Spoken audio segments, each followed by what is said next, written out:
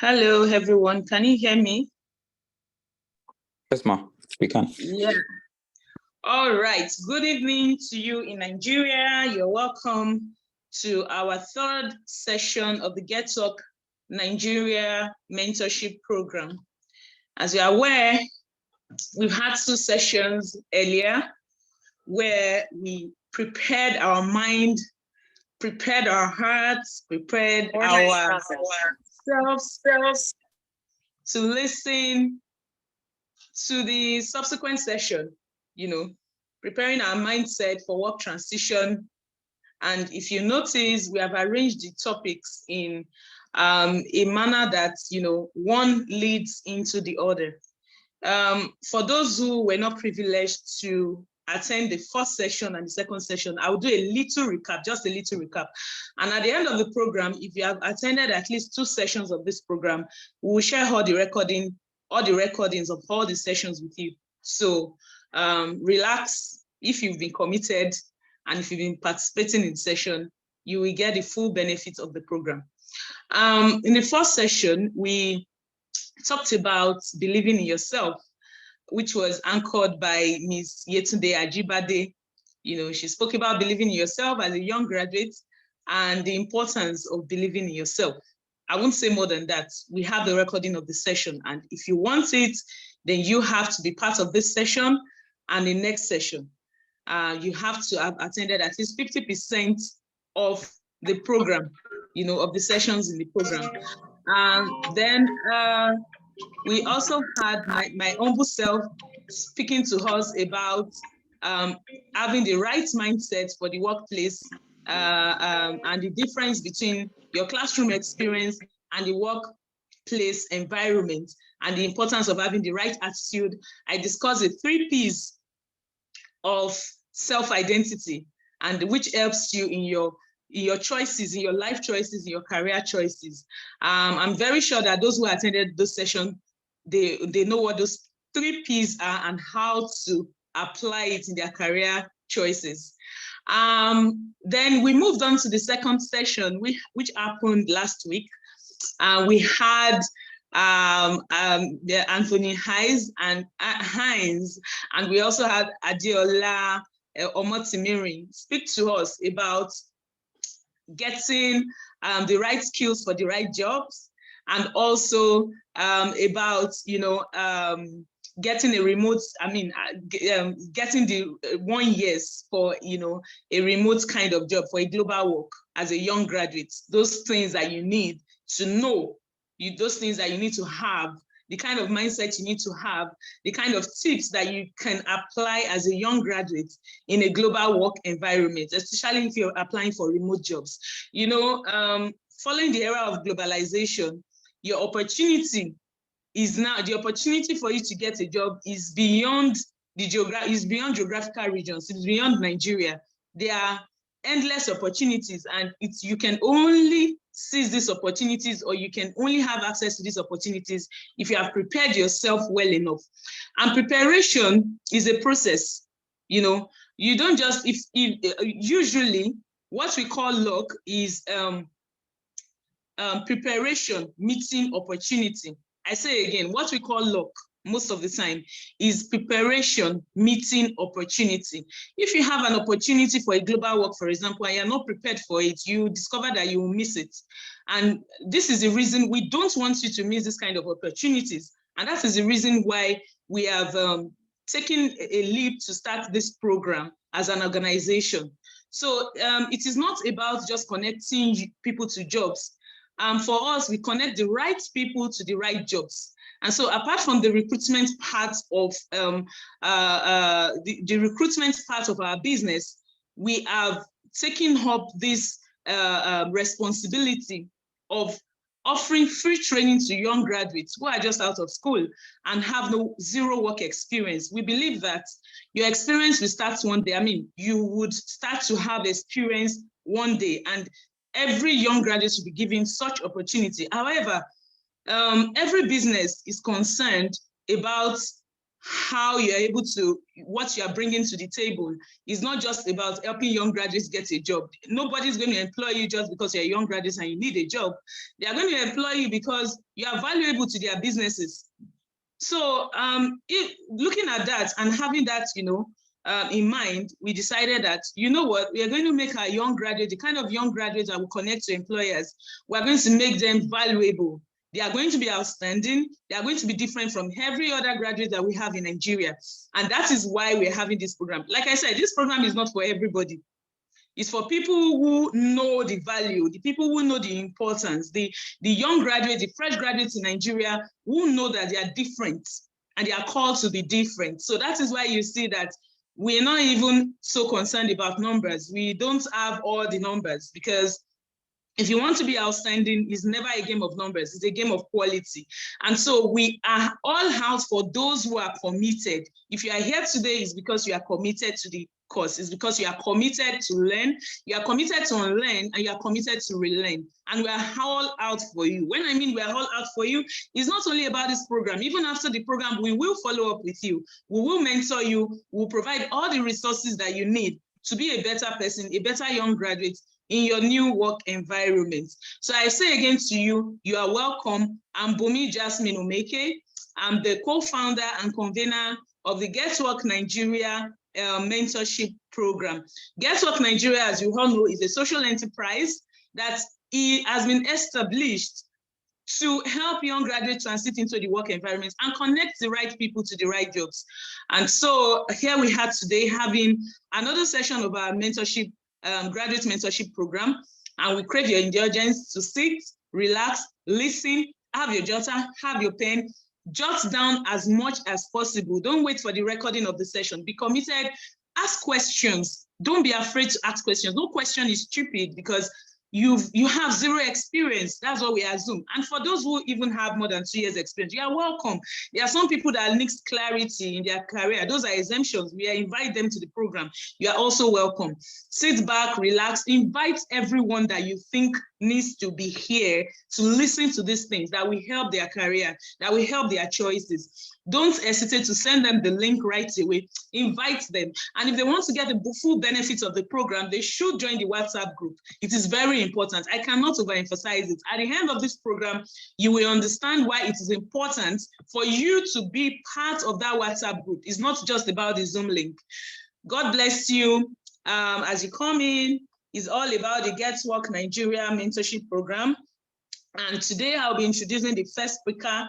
I am very confident that he's already among us. We can't wait to hand over the virtual microphone to him. And he's no other person than, I'm just going to open this introduction. Hold on. I just want to say hi. Bumi, can you hear me? Hi. Yes, we can. I'm just waving. Can you see me? Oh, hello. That's Ms. Yetunde Ajibade Azum. That's our patron. That's our co-founder. That's one of our visionaries, my co-visionaire, our co-visionaire in this journey, in this beautiful journey with young graduates, outstanding young graduates in Nigeria. Thank you very much, Ms. Yetunde Ajibade. She's my mentor. I'm very glad to have I just wanted to thank you. I came to steal a second to actually, commend you, especially Bumi, because I know this is like a love project for you. Yes. Give me title, give me patron, give me co-visionaire, give me co-founder. I know this is a love project. So this is just to say thank you on behalf of the Nigerian youth, because I know you're a nursing mother. You have twins right now. Wow. So the graduates here, you need to listen to me. I'm just taking 1 minute and I'm out of here. She's a nursing mother. She has twins, 3 children, and twins are still babies. And this is like a sacrifice of love. You can see her here still pushing for you. It's completely free. Nobody is taking money from you, and Bumi is doing this blood, sweat, and tears. So go in that chat room and say, thank you, Mrs. Omeke. Everybody high five her. Blood, sweat, and tears, I'm telling you. All right, Bumi. Thank you very much. That's so emotional. We love you. Thank you. Well Thank you done, so much. Bumi. I love it too. I love it too. All Thank right, you let so me much. hand over to this. Let me hand you over Yeah. to the speaker and leave this place. Yeah. All right, All kisses. right. Mwah. Thank you. Thank you so much for that love. It's so nice to give love and to receive back. So I'll quickly introduce the speaker and then we get running because we are running out of time already. And so we have Mr. Adewale Onogbeson. Adewale Onogbeson is the Chief Executive at Aristocrat Consulting, a co-founder and lead at GPS Lab Africa. He is an erudite scholar of history and strategic studies from the University of Lagos. Greatest Akokite, if you're here, where he bagged his bachelor's and master's distinction degrees. He's a fellow of Unilever Nigeria PLC, GAYL, LEAP Africa, ILEAD, the platform YBP, and Kuwaza Africa, and is also a published author and researcher with his work published by the Kennesaw State University, United States of America. Adewale has consulted for reputable personalities and organizations within the public and private sector spaces, such as Edu Educational Limited, Unilag Ignite Career Initiative, and many others. He is passionate about capacity building, youth development, and making remarkable social impact, which informed his founding of the Next Big Thing Tribe and the Machu Mahini Initiative. Adewale equally has deep interest in good governance and unwavering support for women in politics in Nigeria and Africa at large.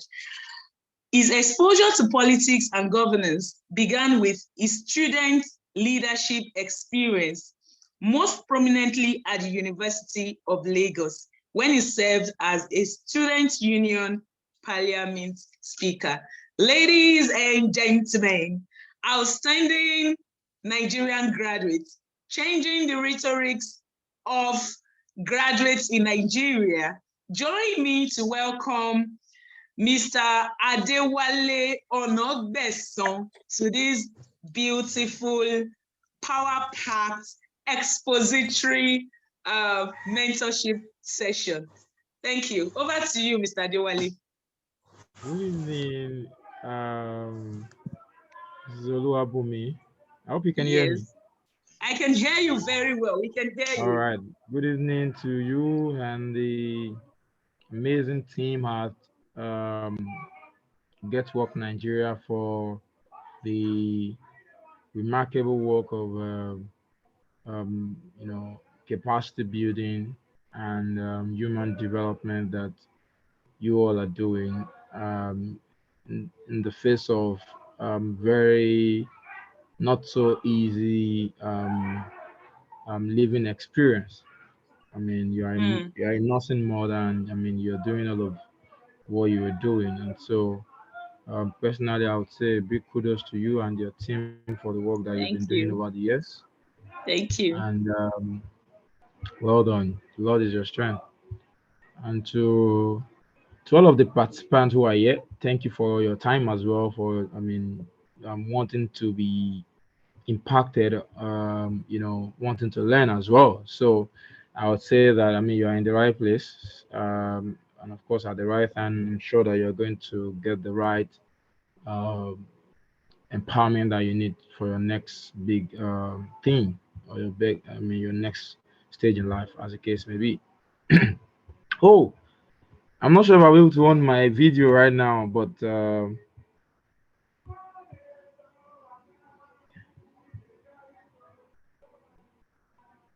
you're muted. I You can want hear to you. run your video? You want to run your video? You can No, no, run no, your no. video, You but asked me to you do won't be that. able to. Now I won't I be Oh, able did. to okay. do that. I Yeah, did. I won't be able to do that right now. Okay, Oh, okay. okay. We'll just make you host. Godwin will do that right away. Yeah.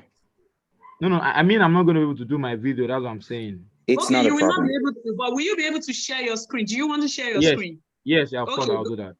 Godwin, Yeah. please make that possible. Okay. So I've been asked to talk about or facilitate a session or train rather on the theme titled "The Impressive CV and LinkedIn Profile for Outstanding Graduates." Um, so two things to do in a very short time, as the case may be, but I will try as much as possible to be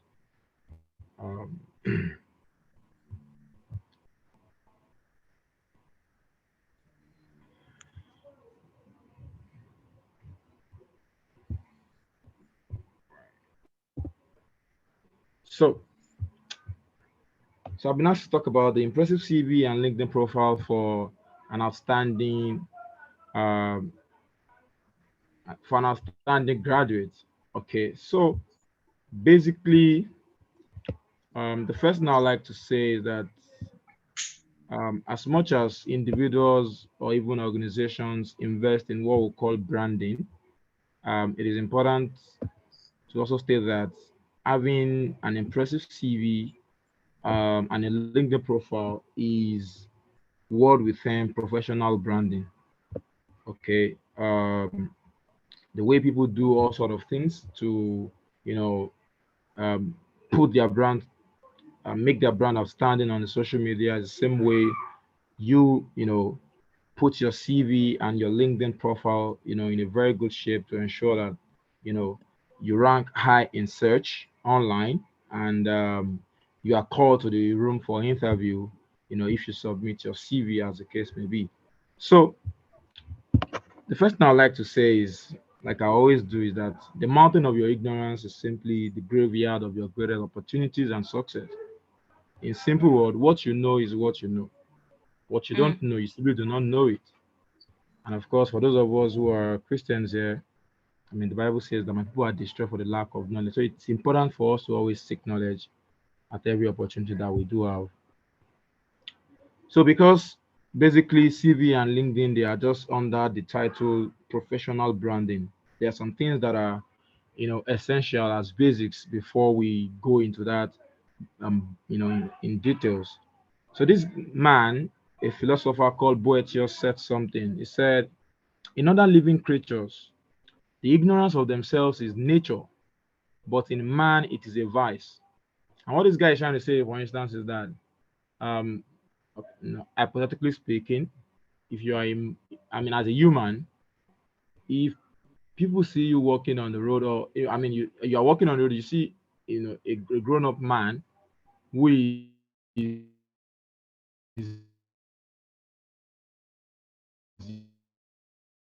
or something is wrong, right? So that what it means is that that is vice, right? Because that is not the basic thing that is common to human beings.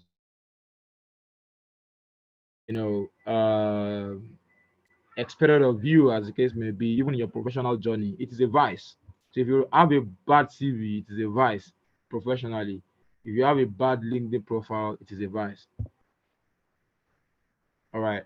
So you cannot build your personal brand if you don't begin with what we call, you know, um, what is known as self-discovery. All right. I want to believe that in one way or the other, Getwork Nigeria would have taken you through, or will take you through, modules on self-discovery, self-identity and all of that, how you can identify who you are, because this is a very, important and basics to building your CV and even the roles you want to apply for, right? Not, I mean, for instance, recruiters will tell you, or HR professional will tell you that, your CV must be tailored to a particular role that you're trying to apply for. So you cannot say you're an engineer and then you're trying to apply for something that is completely different from engineering role, and your CV is not well tailored to that role. So it all begins with self-identity. And like this guy said, it's a sad fate for a man to die, too well known by everyone, but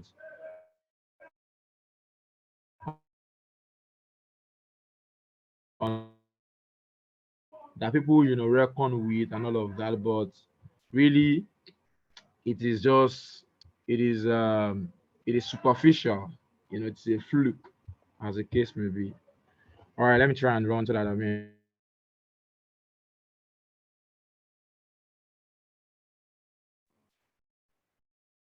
think we Oh, lost his voice. Are you am I there? back here? Yeah, we lost you for some seconds. Okay. So you can share your screen again.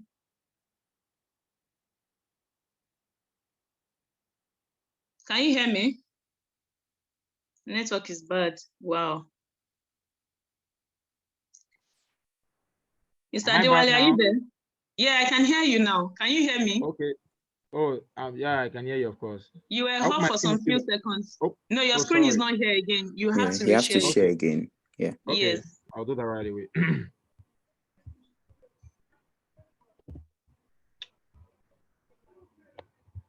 I hope it's up now. Yeah, sure. We can see you. Okay. We can see the screen now. Yeah, sure. So you want to begin to ask yourself questions like, who am I? You know, and like I always give examples of on self-identity when I take models like that. You know, for those who are Christians, there was a part in the Bible where Jesus was asking his disciples, "Who do men say I am?" You know, so if Jesus, like Jesus, is concerned about his self-identity, then who are you?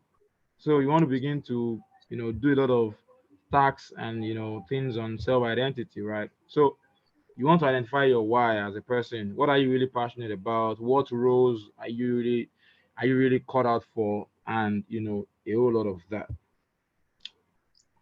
I'm trying to skip so that I can have more time to the main business of it. Okay, this is personal. I love this quote by a friend of mine. She said, "Personal branding, which is the same thing as professional branding, is not a fake it till you make it scheme." Some people sometimes give CVs to, or LinkedIn profile optimization to, companies to help them do, and then they make it look so glamorous and really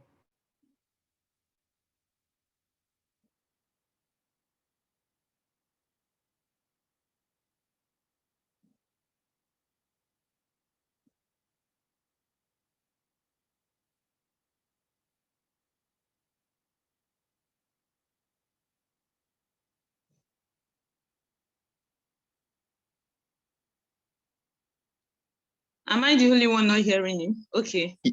I think there's a network issue at his end. Oof. Mr. Adewale, are you back? Can you hear us?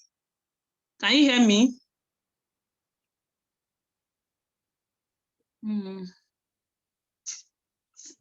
Yeah, the network issue.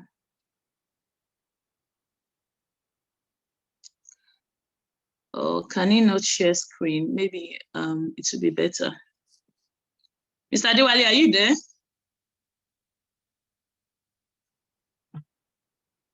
Hello? Okay, I think I'll just shut him up. Sorry, it's the network glitch. And it's very typical of the Nigerian network system. I'm sorry. That's why we are here, and we are hoping to change these things as we grow as young graduates. We are hoping to change them, change the quality of our delivery, our telecom system, and all those kind of things. I'm chatting Mr. Adewale Hope, and privately, I'm hoping that he will get back so that we can continue with the session. Thanks for your patience.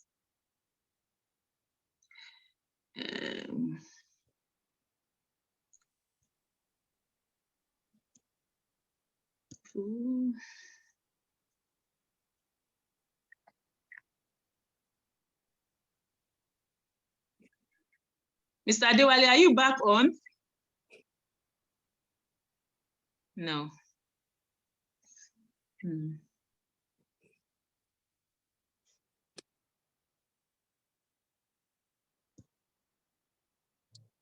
Is not Okay, in Mr. the. Adewale, we lost you for like almost 3 minutes. So you might have to start again. Hello? Is not even. Can you hear me, ma? Okay, we lost you for some minutes, for about 2 minutes. I doubt if he's the one speaking. I don't think he's in yet. No, I'm the one talking. It's Godwin. So it's Godwin. Okay. yes, Yeah. it Okay, is not. Mr. Adewale. Okay. Yeah, he's not online at the moment. Okay. Yeah. I'll try to get him to come back in, and maybe we can, he may not share the screen. We can share the screen later with the participants if that is what is affecting the network. So yeah, because that affects the network sometimes, screen and video. I may also take off, see, it's a legacy project. You know, it is a legacy project for me. And I believe to those people who are committed, we have a lot of volunteers. We have career mentors that you have not met, you know, behind the stage. They are ready for you. Just bring in your questions. They will answer them. As long as you are committed to the program, they would answer your questions. And please do those assignments, do those activities, do it. If you don't do it, it's like you're just wasting, you know, an opportunity, you know, to internalize everything you've learned here. So let me see again if Mr. Adewale has been able to join in. If not, we might have to move to the next speaker to save some time. And then the next speaker will finish our session on interview, and then Mr. Adewale can take it off from there. I believe the next speaker has a stronger internet network, so that we don't waste too much time. Because I also understand that, you know, we've planned to attend this meeting, and we have other things that we have to attend to. So sorry again for the network glitch, is actually beyond our control. I'll quickly go ahead and read the profile for the next speaker of the day, Omowunmi Fatogun.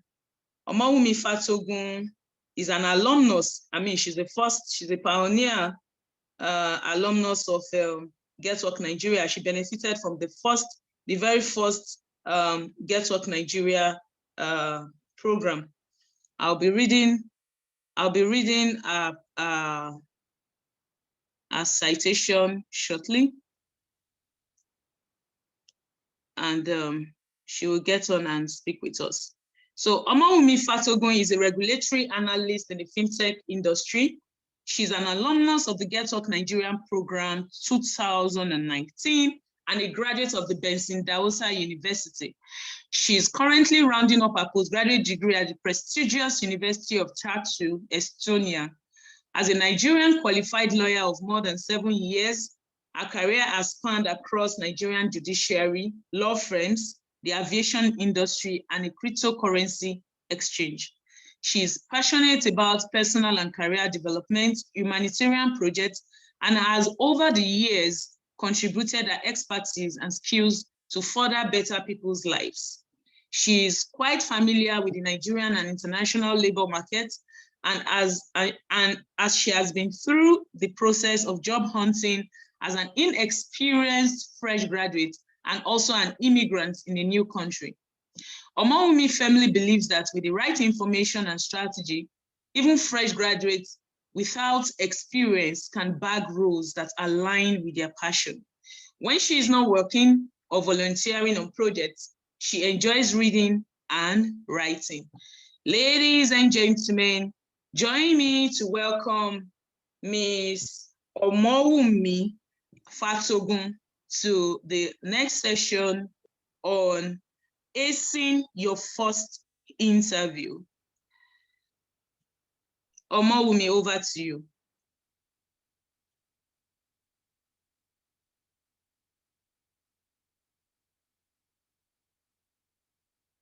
Is Omowunmi there? Oh, I was muted. Okay.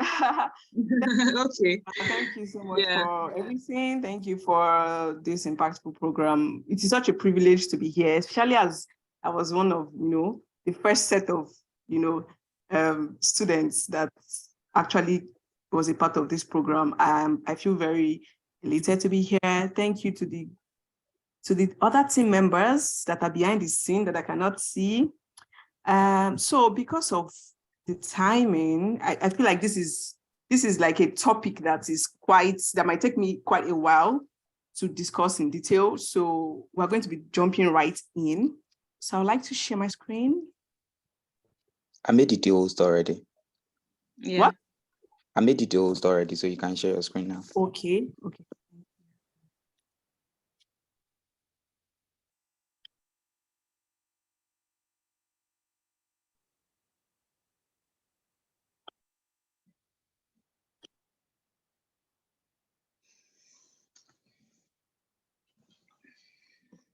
Can you see my screen? I guess you Yes, can. we can. We can see your screen. Oh, okay. So yeah, this is the content outline for today's session. Now, there's going to be a bit of, jabs here and there. Please don't take it personal. Don't take it personal. I'm just speaking on general terms. I'm addressing Nigerian youths, right? So please, if there are some, both here and there, I'm not talking personal. Please don't take it too hard, okay? And I would like to ask a question, right? How many of you believe that there are good jobs in Nigeria? How many of you believe that, we have good jobs in Nigeria? How many of you, just indicate by maybe raising your hand virtually if you believe that there are good jobs in Nigeria, or you want to. I do. Oh, hi. Okay, this is quite surprising because I've heard a lot of people talk about how there are no jobs in Nigeria. You go online, especially like these other social media networks like Facebook, Instagram, youths are complaining there are no jobs, and even if there are jobs, you need to know somebody. And then you go on LinkedIn and it's like a different reality altogether.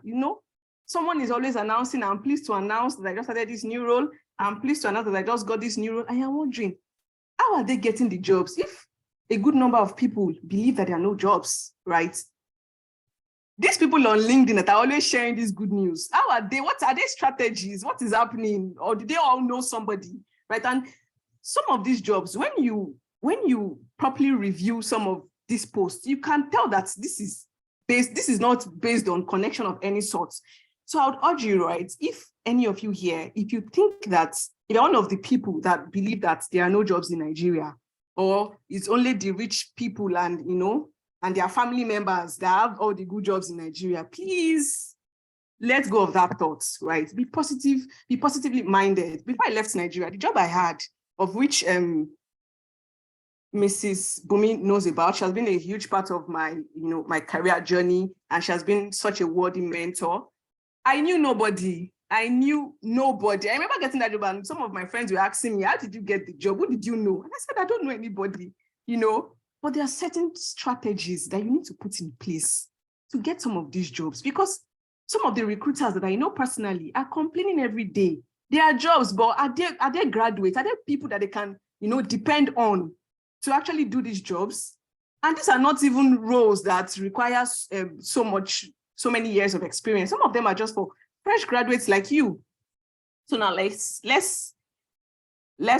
move on to the preparation stage, right? So there are 3 stages for every interview process. We have the preparation stage, we have the interview stage itself, and then we have the post-interview stage. Now, the preparation stage, just before the preparation stage, is when you get that message that, you've been invited, we've seen your CV, we like what we see, and we're inviting you to, let's hear from you and, get to know you better and get to know you better, right? There are 2 sets of reactions when people get this message. For those that are getting this message for the first time, I remember when I first got this kind of message, I was dancing. I forgot that I even had to really prepare for the interview because I was so overwhelmed. I had called my father, called my mom. They've invited me for the interview. I was so overwhelmed. I had done like Thanksgiving just for the invite, which is not bad in itself, right? But then you need to remember that after rejoicing, you now need to like really prepare for this interview, because this is another ordeal that you need to face, and cross. And then we have the other sets of people who have probably gotten this kind of message multiple times, and for them it's like, another interview. I've been to like 30. There's nothing to show for it, right? And let me just go. Let it not seem like, I did not honor their invites, right? So if you're also in this category, if you belong to this category, this is also dangerous. Because now, if you already have that mentality that, this is probably like the other ones that you've gotten that were not successful, then it affects how well you prepare for the interview, right? You just go unprepared, and it's obvious. Trust me, any recruiter can tell when they interview students or when they interview fresh graduates or anybody at all. They can tell that this person, prepared for this interview. It's obvious. Preparation cannot, when you prepare and and you speak on that day, they can tell that this person did their homework. Now, what are those things that you need for this preparation stage? What are those things that you need to do for this preparation stage? First of all, ensure that the copies of your credentials are ready and well packaged. Now, don't be careless and say, but they have my CV now. They called me, right? They called me, so I'm sure they have my CV. Please don't do that. Make sure that you have your CV packaged, especially if you're in Nigeria. I understand that some of us here are, some people are joining in from other countries. Some are in the UK, some are in Europe. Please, some are in the US, please, if you are in Nigeria especially, because now I understand how, I understand the unique situation that we have in Nigeria. If you're in Nigeria, please ensure that you have your credentials ready and well packaged, and please don't go around with your original certificates, right? Have a copy, have photocopies. Then you needed to see my portfolio, right? The way I package it. In fact, I had like 5 copies of everything. I had my CV, I had my law school certificate, I had the one for the university, I had the one for NYSC. So I'm there. When you ask me, okay, can I see your NYSC certificate? I'm bringing it out. Can I see this one? I'm bringing it out. You cannot catch me unawares, right? You cannot just catch me unaware. I'm ready. I'm prepared. So as you have these copies, I would also enjoin you to also have e-copies of these documents, right? Because anything could happen. You could be required to maybe print out or something, and you cannot go back home and start getting maybe a document that you forgot. So just also scan your documents, right? Scan your documents and just have them in a folder on your phone, right? So that anywhere you are, anywhere you are, and then you get an interview invite, that you can just print out and move, okay? So the second step is now to carry out an extensive research about the company, right? Don't just assume that I'll just go there and tell them I'm looking for a job. No, what is this company about? What do they do? What are their major feats? Have they done anything in recent times that is interesting and you like to know more about? When was it founded? Who are the founders? What are the things that, when you mention that company, that these are the basic things that you should know from outside. There are also websites, right, where you can get information about companies. You can go to Glassdoor, right? From Glassdoor, you have an idea of the company culture, you have it because they have anonymous entries of maybe employees that have worked in these companies that can give you the full picture of what is going on in that company. Go there, make your research. What is the salary structure like? How do they pay? Do they pay really well? What is the range? You can get all of this information from different places. I even go the extra mile. Like I even check it on YouTube, because I always want to know. I check out, if I see the name of the founder, I'll go to the person's LinkedIn page, read about, because of course, if there's any major activity going on in that company, they probably would be making posts about them, right? I go there and, I carry out extensive research. And I don't just believe that all these things will be in my head. You see those major ones, like when was the company founded? What are they into? What are the objects of the company? I write them down. I jot them. You can say I jot them, I just quickly make some jottings because I'm going to go through it even on the day of the interview, right? So please carry out this extensive research. Then review the job description. Some of you, that you applied for a job. You cannot even remember. Because, of course, at this point, you're probably applying to so many places. So when you get one, you now have to go back and say, oh, I applied to this company.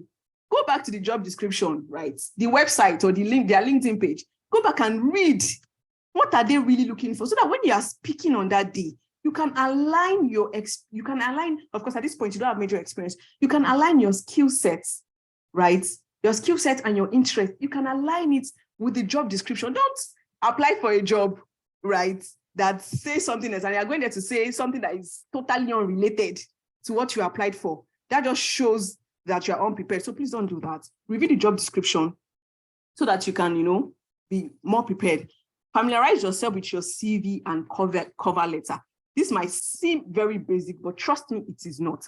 There are some recruiters, they just take your CV on that day. They're looking at you and they ask you, okay, so you mentioned that, you did this during your internship. Can you, build on this? Tell us more about this. Now, because it was Muftau, your friend, that drafted your CV for you and cover letter and padded it with different things that are not even true, you are confused immediately when when that happens. You are thrown off balance. You are wondering, I did not send Muftau this work that he did for me. I've not done anything like this. And then you start to stammer. And then it now shows that there's a problem. There's something wrong. It's obvious that, because if it's something that you really did, right? If it's something that you really did, then you should be able to speak on it when they call you, even if they wake you up from sleep, right? So if you know that anybody helped you with your CV, at least we passed that level now. We are already there, right? So that's not the point of discussion right now. Make sure you familiarize yourself with it, right? Familiarize yourself, everything that you've written, make sure that everything on that CV, you can defend it. Everything that is there, if they pick out any part, you can speak on it well. Practice with common interview questions and answers. So there are so many content online about common interview questions. You know your field, right? So say you're an accountant. As a fresh graduate, what are the questions what are the things they expect you to know? Please go on YouTube. There are so many. Just type this in the search, in the search bar. Common interview questions for fresh accounting graduates, common interview questions for fresh law graduates. There are a lot, This gives you an idea of how people answer questions and how you can tailor yours. You can use this to practice. Like, okay, there are so many HR professionals that, really guide people. Go online and find them. It's not hard. Information is everywhere. You just need to seek it, right? So practice with them, check out the answers, do your own personal practice, then conduct a mock interview with a friend. For those of you that are not familiar with the interview process, right? And speaking to other people or speaking in that sort of arrangement is not one of your strengths, right? You might want to practice with somebody. It doesn't have to be a friend, it could be a sibling, somebody close by, right? And say, okay, let's do a mock interview to just test my skills. How would I speak? You will be surprised. In your mind, you think you know what to say. That's how it is. You think you know what to say. But trust me, once you start that mock interview, you realize mid-sentence that you forgot. You're supposed to say, this is the part where I talk about my internship or talk about my volunteer work, and then you are lost. You are stuck, right? These are the things or you can answer. You can even answer properly, maybe speak properly, but your friend can point it out to you that, oh no, you should not speak. You should not say something like this, or this is not the right thing to say during an interview, or you should answer this. You can get better guidance when you conduct that mock interview, and you go there with confidence because you are well prepared. Now, the next step is to ensure that your corporate outfit for the interview day is laid out. Please, I would even advise, right? If you are job hunting, have some sort of set of attires that is already well ironed and it's just in your wardrobe, right? So that when they call you today, better you come tomorrow for an interview, you only need to just pick it out and wear, right? Don't now tell yourself, no, in my area, the light is very good. In my area, our lights, when I wake up in the morning, I iron it. Please don't do that. It can destabilize you if something goes wrong at that point. So you realize that the shirt you wanted to wear, the white shirt is dirty. You don't realize it that morning. Oh, that is going to destabilize you, and you don't want that at all. So please ensure that you're corporate. I don't want to go into details of what you should wear because I want to believe that you know what to wear, right? You know what to wear. For the ladies, right, look good. Now, when I say look good, I'm not saying, because some of you just believe, okay, yeah, we should just wear suits. Some people they just know that they should wear suits. No, please don't just wear a suit, right? It's not just about wearing a suit. It's about looking smart in that suit. Do you look like the kind of person that would want to employ? Like, look at yourself in the mirror and ask yourself really, genuinely, if I was at the other side, would I employ me? Just don't wear an oversized suit or an oversized suit, wear shoes that are dirty, that are not polished. For the men, it looks untidy. Yes, you've dressed corporately, but do you look good? Do you look presentable? Do you look professional? No, you don't, right? For the ladies, don't wear loud jewelry. This is not the time to now show that your wardrobe is, that is not the time to wear very loud jewelry or very loud makeup, right? Dress smart, look professional. Confirm that your gadgets are well charged. You know how the situation in Nigeria is. You understand that there might be no lights, or the generator might get bad. Make sure, and you know that your phone needs to be handy on that day. You need a power bank. Make sure that all of these are charged so that by the time you're stepping out of the house that day, right? You're not concerned about, oh, my battery will get low. These things are very basic, but trust me, they can ruin your day. They can ruin your interview day, right? If you know that this is a virtual interview, of course, ensure that you have a functional laptop and a stable network. Emphasis on stable network, because someone that's interviewing you from, there are now so many remote roles. Someone that's interviewing you from the US does not want to understand that your network is bad in Nigeria, right? Of course, that's the reality. But then the network that is best in that area. So please, before then, ensure that you've tested everything, that your laptop, that old one that you just use once in 6 months, bring it out, dust it, check out that Zoom is working, check out that the mic is fine, check out that, they can see you clearly, make sure that the room that you're going to, just make sure that your gadget is fine and functional, right? Don't come and it's not on that day you now realize that, I did not, the Wi-Fi, I did not load, there's no airtime, right? That is the wrong time, maybe 30 minutes to the interview, right? Or there's no lights. Ensure that, you sort all of that before that day, so that even if it's a virtual interview, you're well settled minutes before the interview starts, right? Inquire about the address and the route to the location, right? I stayed in Lagos for a long while, so I understand that sometimes I can even see, oh, you're invited to this interview. I don't even know where that area is. I've never heard of it before. There are some places I've never even been to, right? If it's something you can do, it's advisable to probably find out where that area is, or even go there before that day. But if this is impossible, maybe because of financial reasons, or you don't have so much time to spare, ensure that you inquire about the address and the routes. How will I get here? How many hours? How long do I have to take? What of traffic? Usually, so that you can set out on time. You don't want to get to that the office is in Lekki. You don't want to get to Lekki for an interview that is stated for 9. You don't want to get to Lekki by 8 o'clock. And because you don't know what part of Lekki it is, then you now spend the next 2 hours trying to find the office of Adeyinka and co, right? You don't want to do that, right? So I would advise that you find out about, the routes. How would you get it? How would you get there? Not just the area. How do you get to the office? What are the things you need to know? Do you get, so that you can get there early? You can get there early, be well settled, be relaxed before the interview starts. Now, so that is for the preparation stage. And now we move to the interview stage, right? Now, before you step out that day, the interview day itself, right? Confirm that your credentials, you have them. Don't get to the location and you now realize that, all your documents, I left them on the bed, right? Don't do that. That's careless. So you want to confirm all of that before you step out. Confirm that you have everything that you need. You need your money and all of that. You have the money for your TFET. You have all of that. I would like to say that for the interview, right, you don't just, there are basic etiquettes, right? Just the way we have etiquette for eating and for other activities, we also have basic interview etiquette that, that would come and it just kind of sets you apart, right? So the first one is get to the interview at least 15 minutes to the interview. I always advise that you don't come late, neither should you come early, too early. So the interview is by 8 and you're already at their gate by 6 a.m. No, that's extreme.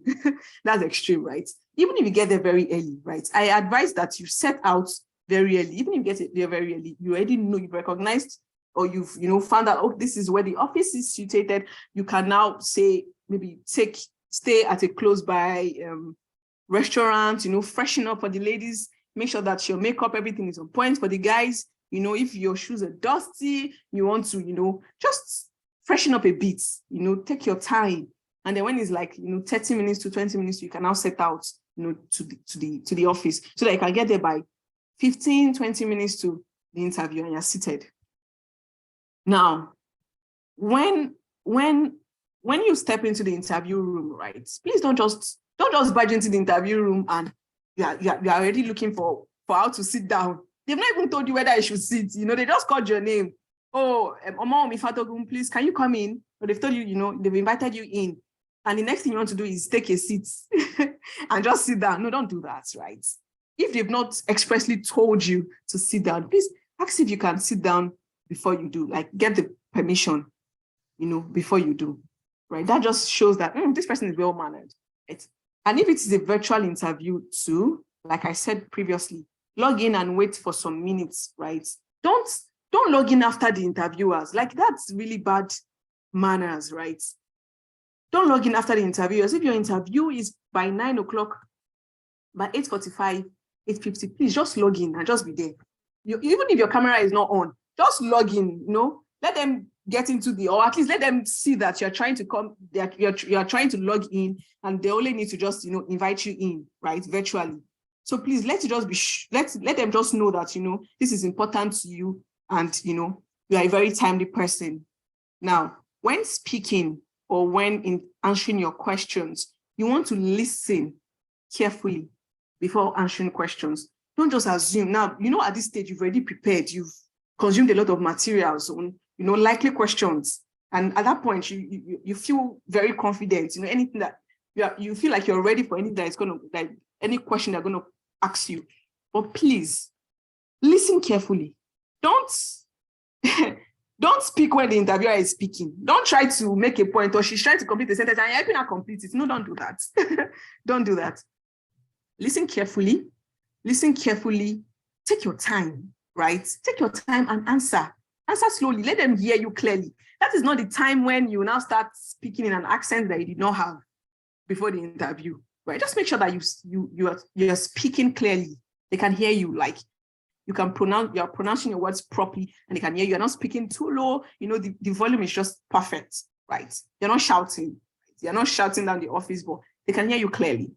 And, you are speaking and waiting for them. Take turns. When you answer, they ask you a question, follow up, answer the question, wait for them to ask you another one. Secondly, please exude confidence, right? Now, this might not be very easy because, you're probably not very used to interviews at this stage. You might be a bit jittery, which is quite normal. At this stage, it is normal because, you are new to interviews. But there are certain things that you can do that can, that can make you feel more comfortable, right? And make you feel more relaxed. First off, when you are speaking to the interviewer, right, don't look down. Right? You are speaking to maybe a group of people, or maybe a couple of people, or one person.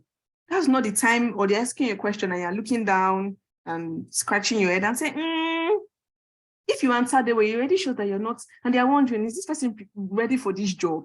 Can this person even face clients, or, face the management? You want to look straight at the interviewer, right? Look them right in the eyes, right?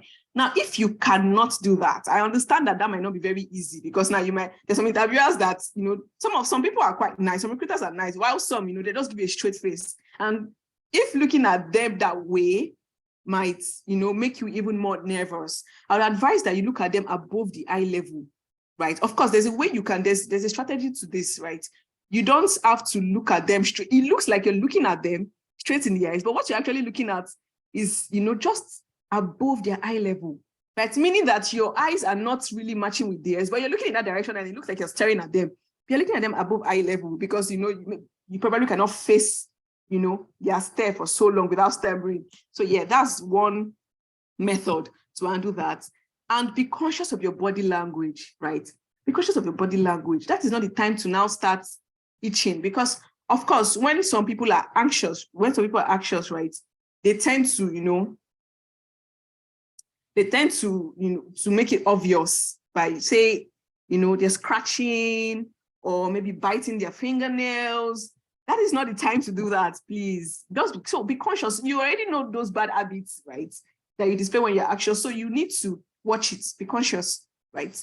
Don't look down. You're not looking down. You're not trying to scratch your neck when asked the question, and smile, please. Don't go there and look, of course, because now you've heard that you should be professional, you look professional, you not get there and, you just have that look of, I'm not here to smile with anybody. I'm just here to get this job. Smile, right? Look relaxed. You can be confident and relaxed at the same time, right? And this one is very important, right? This next one is very important. Emphasize your strength, but do not lie. So many people are, they are used to padding their CVs, and, there's just that need to claim activities or claim things that you've never even done or heard of before. Because now some recruiters, they can tell. Some people can tell, and some can't even tell, but they just genuinely want to know you better. So you mentioned, oh, I've worked on certain projects. I can use Microsoft Excel, advanced Microsoft, blah, blah, blah. And then that's what the interviewer wants to now know more about.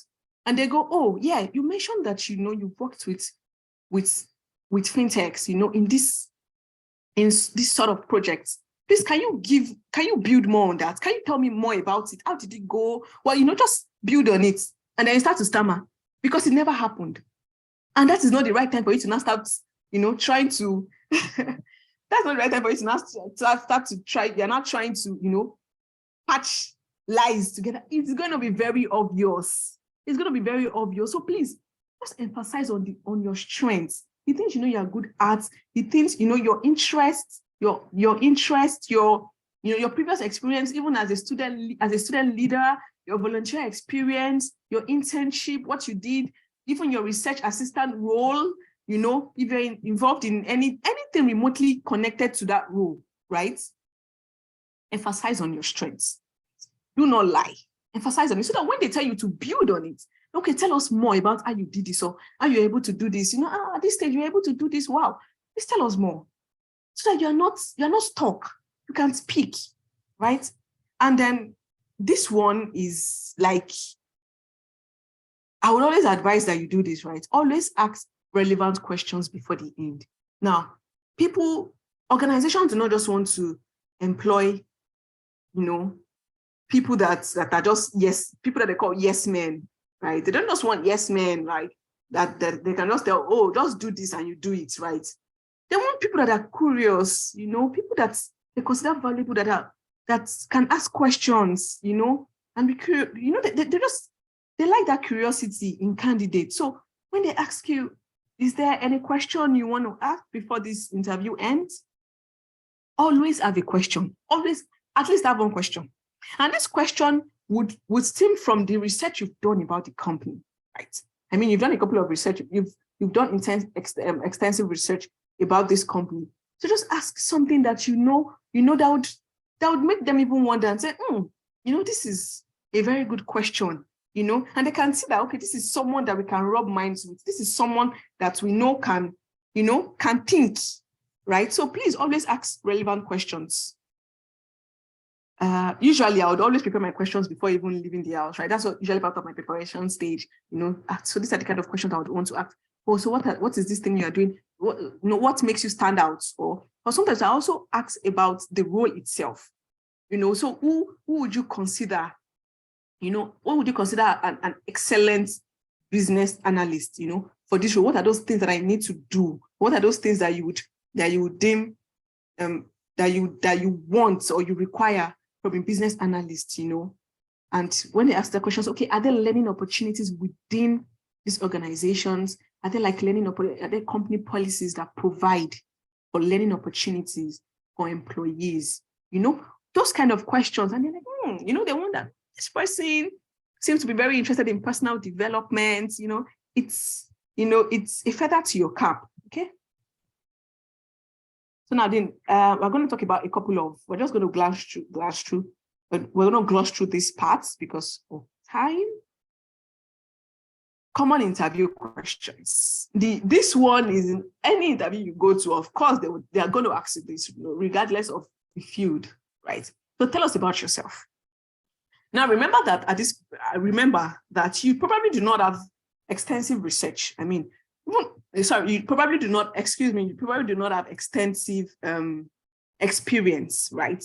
And for those of you that have experience, you probably are looking to maybe switch careers, or this role is something this role is one that is not connected in any way to anything that you've done before. So when you're talking about yourself, this is not the time to now tell them about the primary school you attended, or the secondary school that you were social prefect in JS1, or you were the class captain. Please, this is not the time to go into those. They don't want to know that you are the first of 10 children, right? Except if it connects to that role, maybe like an NGO, and you're trying to provide a base for why you want to, why you want this role. But if it is not connected to that role, please leave your very personal details out, right? So you want to talk about, I answered this question, for this answer is for an average fresh Nigerian graduate that probably just graduated from University of Ibadan and is fresh from NYSC, right? And you don't know how to answer this question, because now if you're not talking about your personal details, you're not speaking about, because now you don't even have experience to show or to reference. Now, you cannot, I cannot speak for everybody in this room, but I want to expect that everyone at some point, during their undergraduate years, they were involved in one thing or the other, right? Probably extracurricular activities, probably you handled, you were a student leader, or you were maybe into, you had like research assistant roles, or, you volunteered for certain NGOs, or you've taken courses. It is not possible for you not to have done anything apart from school. It is not possible. Just dig, check, there's something. And if you know that there is nothing, it is not too late. You can now start doing your online courses so that you can at least reference something when talking about yourself, Now, these are the kind of things that you should talk about, right? Talk about your passion, talk about your interests, talk about, your class of, if you graduated with very good grades, right? It's advisable to, this is where you should, emphasize it. I came out of the first class in accounting in year 2019. I came out of the second class upper division, or I was recognized as the best graduating student. This is the this is the section where you speak on that. But if you know that you graduated, if you know that you graduated with, say, a third class, or or a grade that is not so flattering, you might want to be a bit silent on that, right? Be diplomatic when answering these questions, right? This is not, you can just emphasize on your other strengths, right? So say, even though you graduated with the third class, you probably are very good with, say, Microsoft Excel, or you've been able to learn, you've picked up some skills, you've learned how to, say, use Canva, you've learned maybe project management, you've written some certification exams, or you've done some online courses, even if it's free, even if it's a free online course that, that kind of connects to this role, please mention it. Because now what you're just trying to show here, what you're trying to depict here is that you're someone that is always looking to develop, you're always looking to develop yourself. You're someone that, you're a curious person, right? You're not just a lazy Nigerian youth, right? You're curious, you always try to add value wherever it is you are. So are there projects that you've worked on as a copper, in the media, you've done some media jobs maybe in church? If it is a media related role, please mention it. Please mention it. So everything that is connected that would, make you outstanding while talking about yourself, please mention it. So yeah, can you see this clearly though? Can you read this? Or do I need to read it out? Can you see this clearly?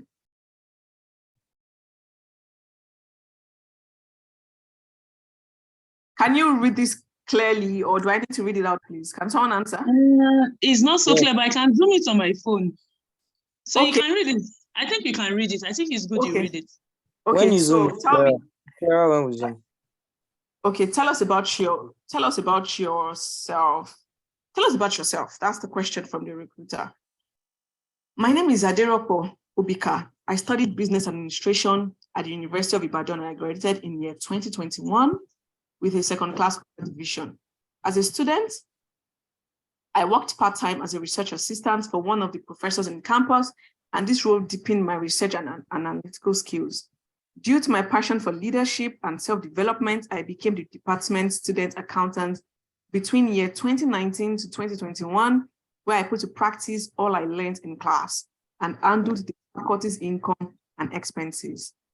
I received certificates of recognition for my immense contribution to the faculty, and after my studies, I was posted to the Ministry of Finance in Edo State for 1 year. In Edo State, I learned how to perform compliance and financial audits of the state's entities, conduct white-collar crime investigations, how to work with large sets of data and report team using tools such as Jira, Microsoft Office Suite, and Confluence. Most importantly, I gained extensive understanding of how to work with a diverse team and produce excellent work even under pressure. I concluded the NYC program late last year, and I am seeking an opportunity in an innovative fintech such as yours, where I can contribute my skills and passion to the business development team and also learn from the wealth of knowledge of like-minded individuals. I mean, you've spoken about yourself, right? But now you've talked about your grade, your excellent grade, talked about your passion, you've talked about your leadership skills, you've talked about your valuable skills, you've talked about the tools that you're familiar with, you've talked about your experience, even though your NYC experience is not a waste. You've mentioned that you've worked with the Ministry of some people believe that NYC is just ministry work. People just go there there's nothing serious happening there. Please, it is important, right? You've mentioned your experience working with a diverse team, which shows that you can work with people from different backgrounds, right? You're a team player and you can work under pressure. Now, they've not asked you these questions directly, but you've found a way to just infuse it somehow, right? And now you've already shown us the kind of opportunities you are seeking, right? So you're not just looking for a job, right? You're looking for an opportunity in a fintech, just like the one you are applying to. And you already know the kind of team you want to work with, right? So, and the way I concluded this shows that it's going to be a mutually beneficial professional relationship. So of course, they know that you don't have experience to bring to the table, but then you have these skills, you have this passion, right? And then you're also telling them that, yeah, I'm going to learn from you, but I'm also bringing something to the table. So you're not just saying, oh, I want to work here because I want to learn out. No. You are showing that, see, I might be a fresh graduate too, but there are some things I would bring to this table that would, and for you to have worked with your professors, your research assistants, for you to have volunteered, it shows that this is someone that is proactive. You're a proactive person, and this, I'm sure at this point, your recruiter, the HR person or your interviewer is already just nodding his or her head like, okay, interesting profile. Now, what other questions do we get? We also have, why do you want to work for this company, right? Of course, it might seem obvious that you should not just say, I want to work for, because I'm looking for a job, but people actually make these mistakes, right? They give some very unacceptable responses to questions like this. And because I really like the company. You like the company, why? Now, this is where your preparation stage, where it now shows how much I've prepared, right? Now you talk about, you've done extensive research on this company, you know about their culture, their values and mission, which you can even be mentioning. You can tell them, this is one of the tenets of this company. And it is in line with some of your own values as a person, right? Talk about your own outstanding qualities. You want to work for this company because you believe that, they need someone like you, right? These are the qualities you're bringing to the table. Talk about your long-term goals, right? This is what I'm aiming to achieve in 5-10 years. And if I work here, right, it also gives me that platform to achieve these goals, So these are the things that you should focus on. Don't tell us how you've been looking for a job for the past 3 years. This is not the place. You don't want to get, in fact, that strategy does not work. You're trying to garner pity, maybe when they pity me and they see that I'm suffering, I really need this job.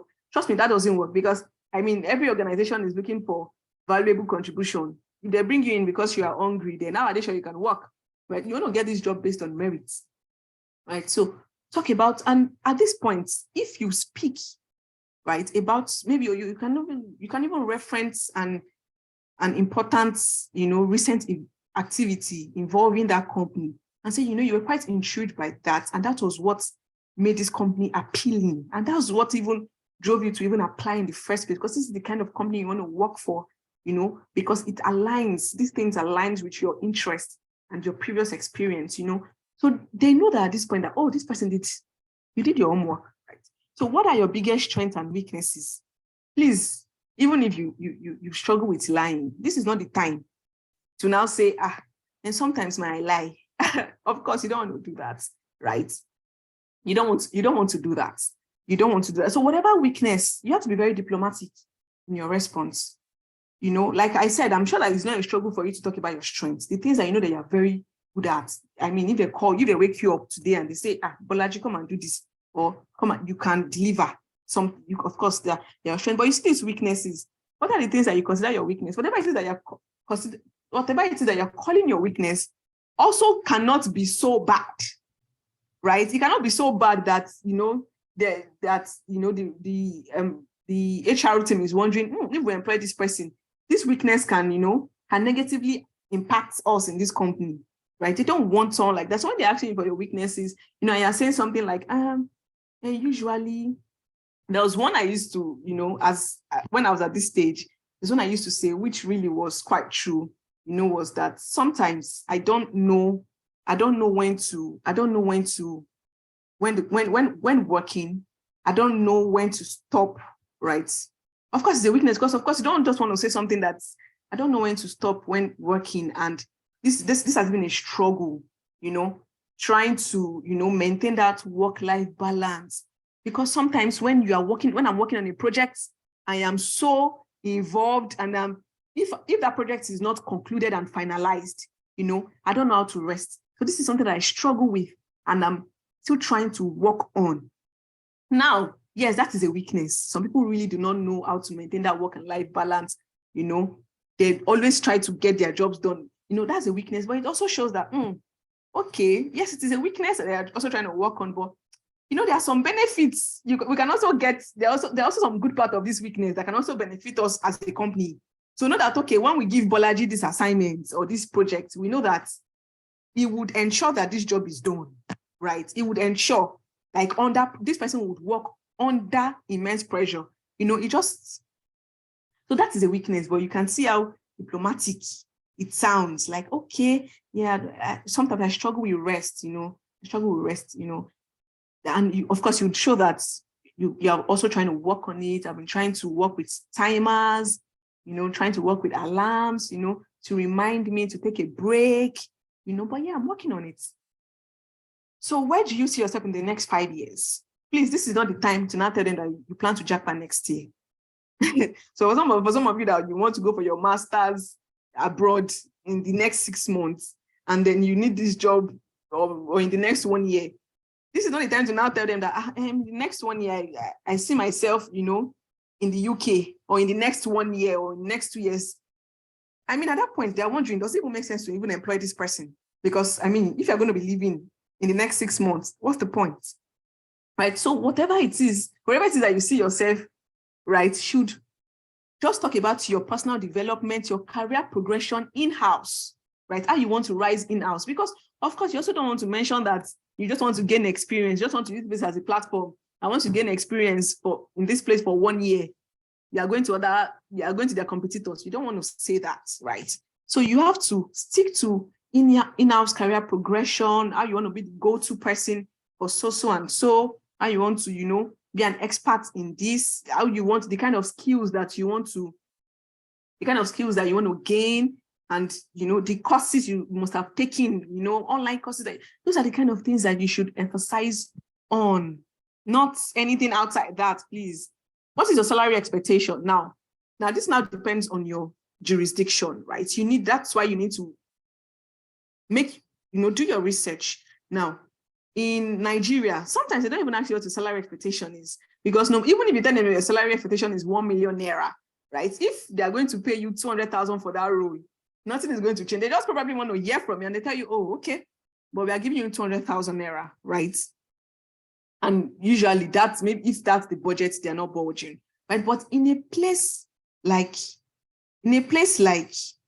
Estonia, for example, because I'm based here and I have some experience here. In a place like Estonia, when they ask you what your salary expectation is, if the company's budget is 200,000 naira and your expectation is 300,000 naira, no matter how good you are, they will not give you that job. Because first off, they don't want to employ people that are struggling with, job satisfaction, or feel that they're underpaid. So they really, genuinely, right, they want people that are fine with the company's budget, right? So usually, I would advise that you should not, if that question is thrown at you, right, throw it back to them, and politely ask that, well, you understand that, there's, of course, there's a certain company's budget for this role. And, you can ask them for the range. What is the range, that the company has budgeted for this role? And you understand, and that, for a company of that caliber, right, they'll pay you something that, that they'll give you enough, they'll pay you something that is in line with, with the contribution that you'll be offering, the value you'll be offering to the company. So I would always advise that you should politely throw this question back to the HR or to your interviewer, ask for the range instead. So they are now forced to now tell you a range, because you also don't want to undervalue yourself, right? So if you go tell them, because you're a fresh graduate, since you are not able to get that information of what their salary range was at your preparation stage, you're wondering, okay, maybe for this role, it should be like 100,000 naira. I'm a fresh graduate. If there are some companies, if the budget for that role is 300,000, because your salary expectation is 100,000 naira, they stick to that 100,000. They're like, okay, we'll give you that, And then when you resume work, you realize that all your colleagues that you resumed with are earning more than you. And, that satisfaction just sets in. So please politely ask for the company for the budget range. What is the range for this role? When they give you a budget, when they give you a range, so they can now tell you, oh, the range, depending on the experience, the range for this role is 300K to 500K. Then you can now, find something, of course, is wise at this stage for you not to go outside that range. It's wise at this stage for you not to go outside that range, especially if it is an amount that can actually cater for your needs, that if it is a salary that you understand to be, good enough to at least start life, right? You don't want to, so if they're telling you it's within 300 to 500,000, of course, that's not the time to now say, it's 1.5 million, I want to charge. Because now, don't forget that you also do not have experience, right? Right. So now I'm not talking about the very low paying jobs that, when it's obvious that they intentionally just want to underpay you. That's different. But please, if they're giving you a budget, use your diplomacy, but work with the company's budgets. Don't be so forward and, mention a range first. Let them be the ones to tell you a range so that you don't undervalue yourself. So yeah, I already addressed this last one. Do you have any question for us? Please always have a question. Don't say no. Don't say no. Never say no. Please don't say no. Always have a question. That just shows that, see, I have knowledge of this company and I am interested. And, because I'm interested in this, I did my homework before coming here, And so now the next stage, so you're done with the interview, tell them thank you, at the interview, politely leave the place, So now this is the post-interview stage. What happens after the interview? Now, I would say, right, I would always advise that you send a thank you email to the HR. At least you got an email from the HR say, no, you've been invited for an interview. After the interview, if when you're home, you're a bit relaxed, please send a thank you email, or at least the next morning, right? Or the next, if you cannot do that, they do it the next morning. Send a thank you email, say you were very grateful for the opportunity to talk about yourself, and you're also able to learn so much, from the interviewers, and you look forward to working with them and getting positive news from them, right? I mean, if you did so badly at the interview stage, this might not help you, because you cannot be sending a thank you email when you did not perform well at all. But imagine when they have like a good number of candidates that are all good, like say they've interviewed like 20 people, right? And they are struggling. These 5 people are good, but we only need 2 people. What are the 2 people we should go for? This can stand you out, right? And then you can send that thank you email, and they see that this is a well-drafted email. There's no grammatical blunder. You're not putting a small letter, at the beginning of the sentence, and all of that is well written. That can also stand you out. So they have to choose from 5 people. You most likely will be one of the people that will choose just because of this thank you email. And after that, please relax, right? Now, this is when you should expect full feedback from them. Ensure that you read your emails. Some people, right? Some candidates are very, it's surprising, like someone that is job hunting. You should be reading your emails every day. If you've not gotten for me personally, if I've not gotten an email in like 2 hours, I just go there and refresh, to just be sure that there's nothing wrong. I check my spam folder, I check all those other folders, because sometimes you can receive emails and it just goes to the wrong folder, right? You don't want to now see a message, a positive message from this company, say a month after, when it's already too late. You don't want to do that. So please ensure that you read your emails every day. Read your emails every day. I would even advise read it in the morning, also read it at night, just to be sure that you're not missing out anything. Check your folders. And if you receive a positive response, right? Usually when you receive an offer, when you receive a positive response, there are always sets of instructions that you need to follow, right? Don't be so overwhelmed. Of course, yeah, I know that you would have to call your friends, call your parents, don't be so overwhelmed that you now forget to follow up. Ensure that you follow the instructions. If they are saying, no, you need to come to the office, or you need to send some documents to us, or you need to follow this link for further instructions, read this email properly and follow the instructions, right? Do not be in a hurry to accept an offer without reviewing the terms of contract. I know that at this point, right, you are happy, you've gotten a job, right? That's all that matters, but please don't be in a hurry, because now there's some contracts, right? There's some contract that might not be so friendly. You want to be able to review it. You're educated, right?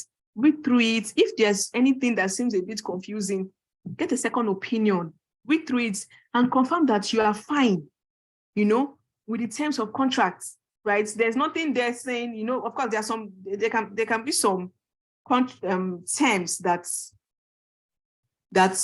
you might now resume at this job and realize that there's some certain restrictions in your contracts that you did not even notice at the beginning, right? So politely ask questions. If you know that you are a bit confused or need clarification on any term at all, ask the HR, send a polite email to say, oh, I've read through this contract, clause 2 says this. Please, can you clarify? What does this mean? Does this mean this or that? You want to confirm. Does it mean I'm not entitled to leave? Does it mean I'm not entitled to, certain? Just make all your confirmations. Don't be so overjoyed that you forget and you just sign. Please don't do that. Make sure you ask all the necessary questions before signing. Now, if things do not go as expected and you receive a rejection email, what I usually would advise that you do is that you respectfully ask for feedback. Send an email to say, oh, thank you so much. But you are requesting this feedback so that you are able to work on yourself, and you're able to, it's going to also help you for your next interviews. You just like to know, what areas that you need to improve on. So many companies these days would actually send you a response.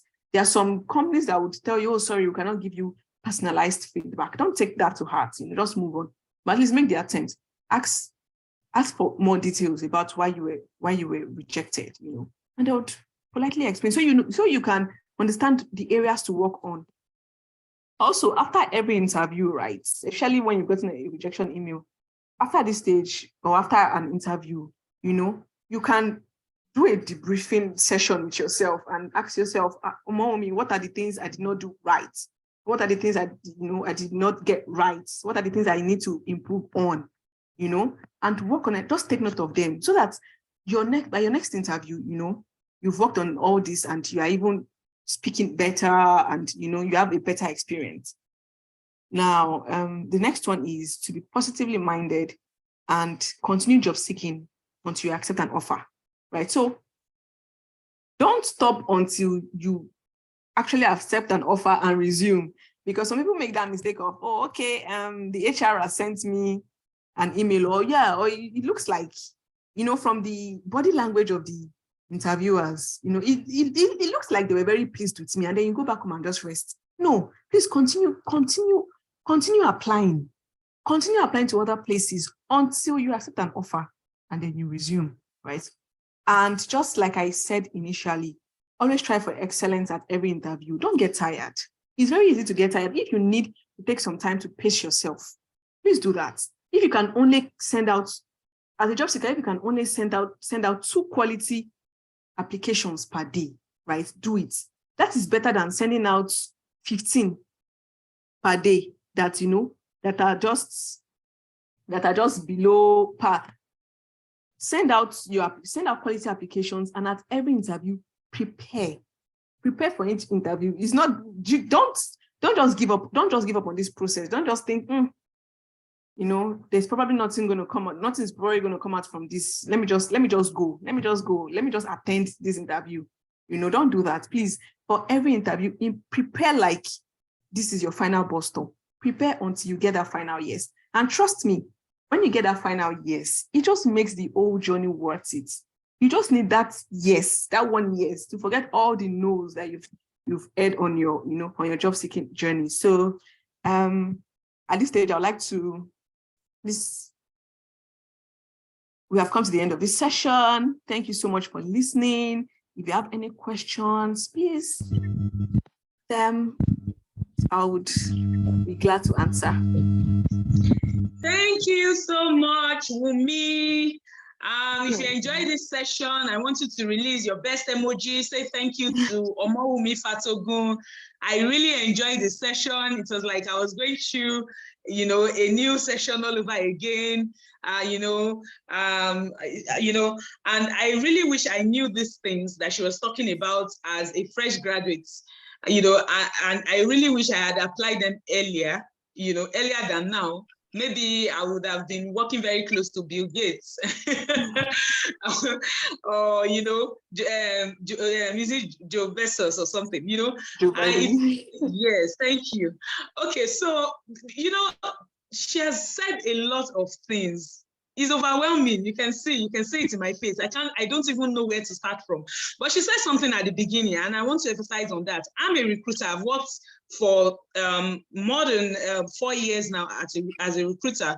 I've sat on recruitment boards. I've sat at recruitment table, having to interview on interview board, having to interview applicants, both middle career, fresh graduates, and even senior level management. I've sat at such table, interviewing with other interviewers. And these are the things I've observed. I've seen that, a lot of times people have it, but they don't have, they do not know, they lack the presentation.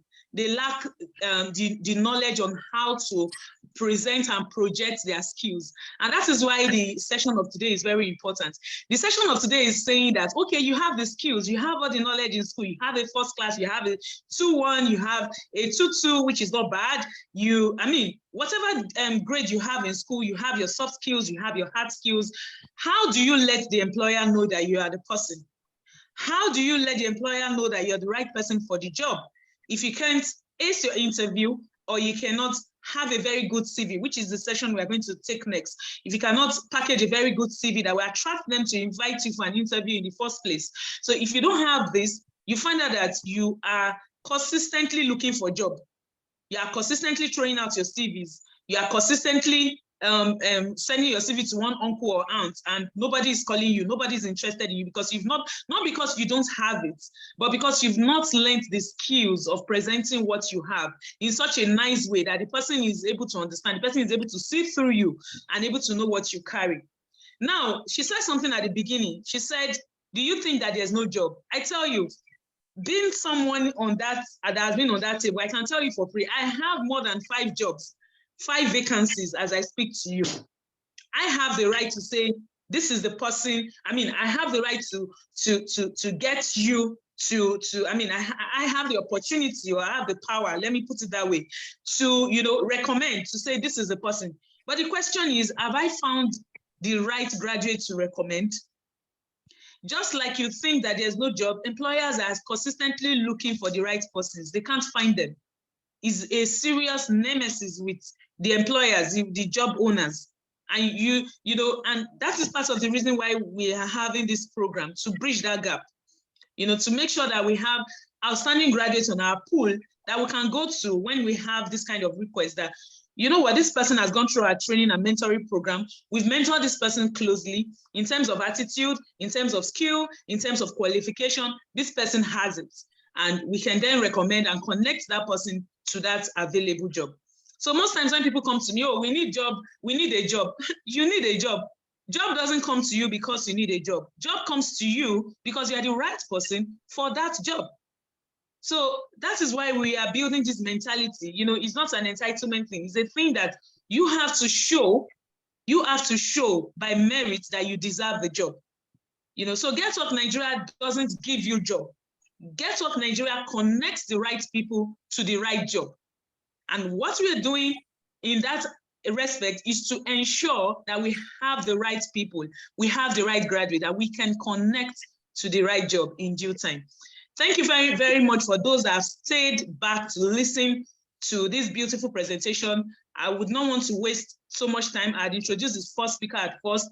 He had technical issues and is right back to deliver, going straight, you know, to deliver, to give us important tips on what we need to know on CV writing, this kind of CV that will get you the very next job. You know, he's right here to give us that presentation. Mr. Adewale Onogbeson, I'm sure you're right there. I will be.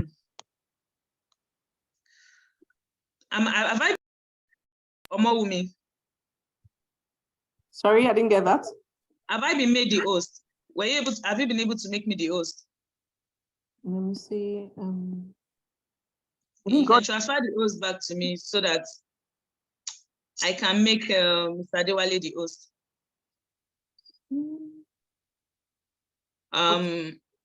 Okay, can you say how to do it?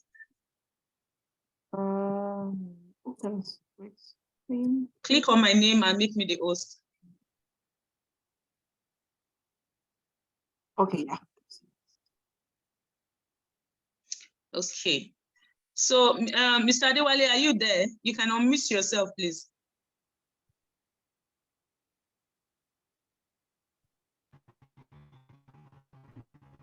Yeah, I'm here. Okay. All right. So you can go ahead and share your screen. I'll just stop my video just to ensure that everyone can listen to you. And Omowunmi, you can do so as well so that the network is better. All right. I hope you can hear me now. Yes, we can all hear you. I believe everyone can hear you.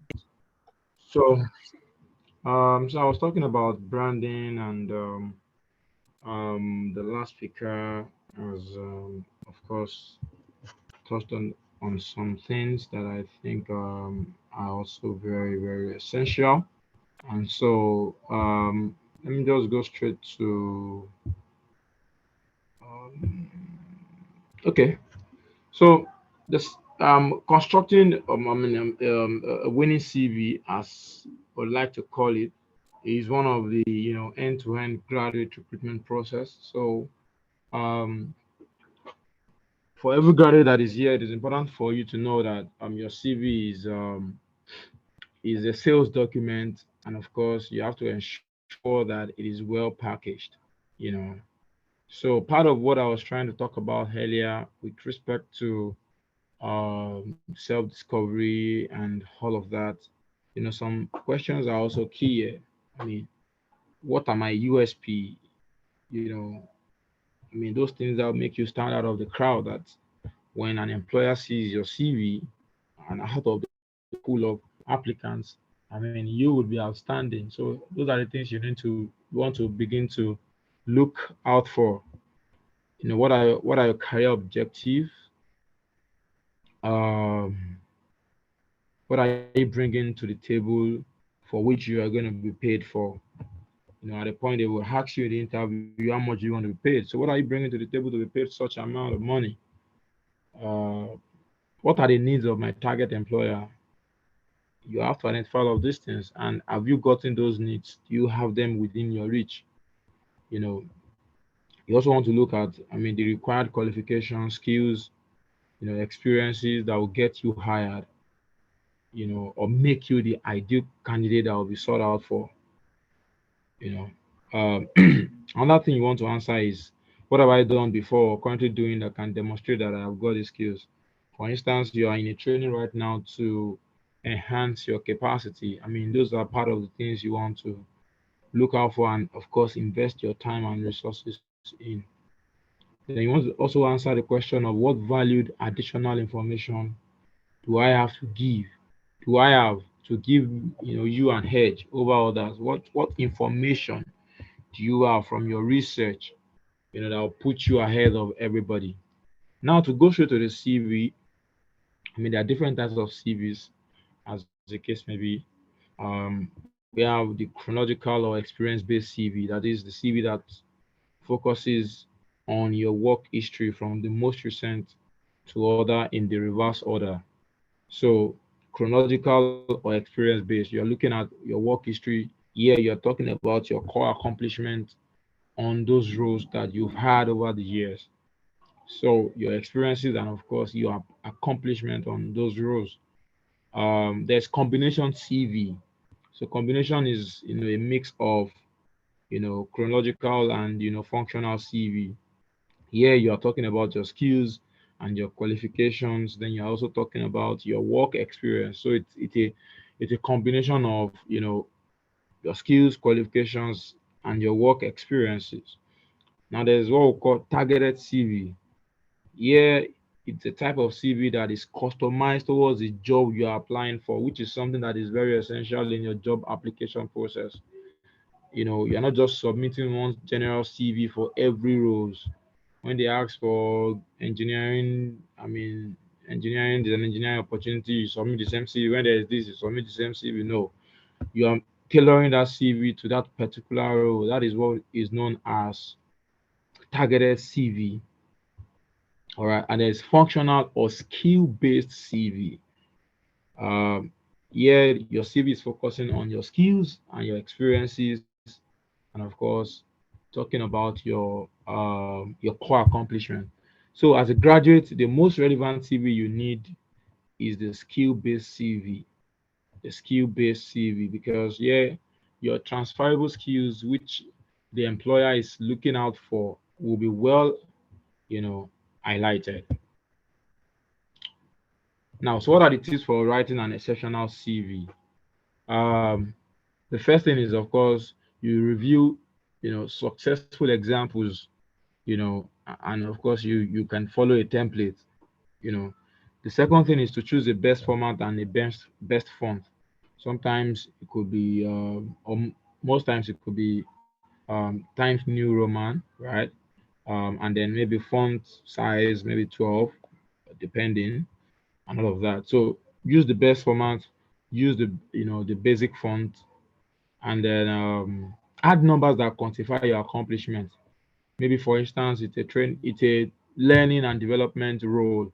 You want to say, oh, you have trained over the years 1,000 participants, over 5 years on this role.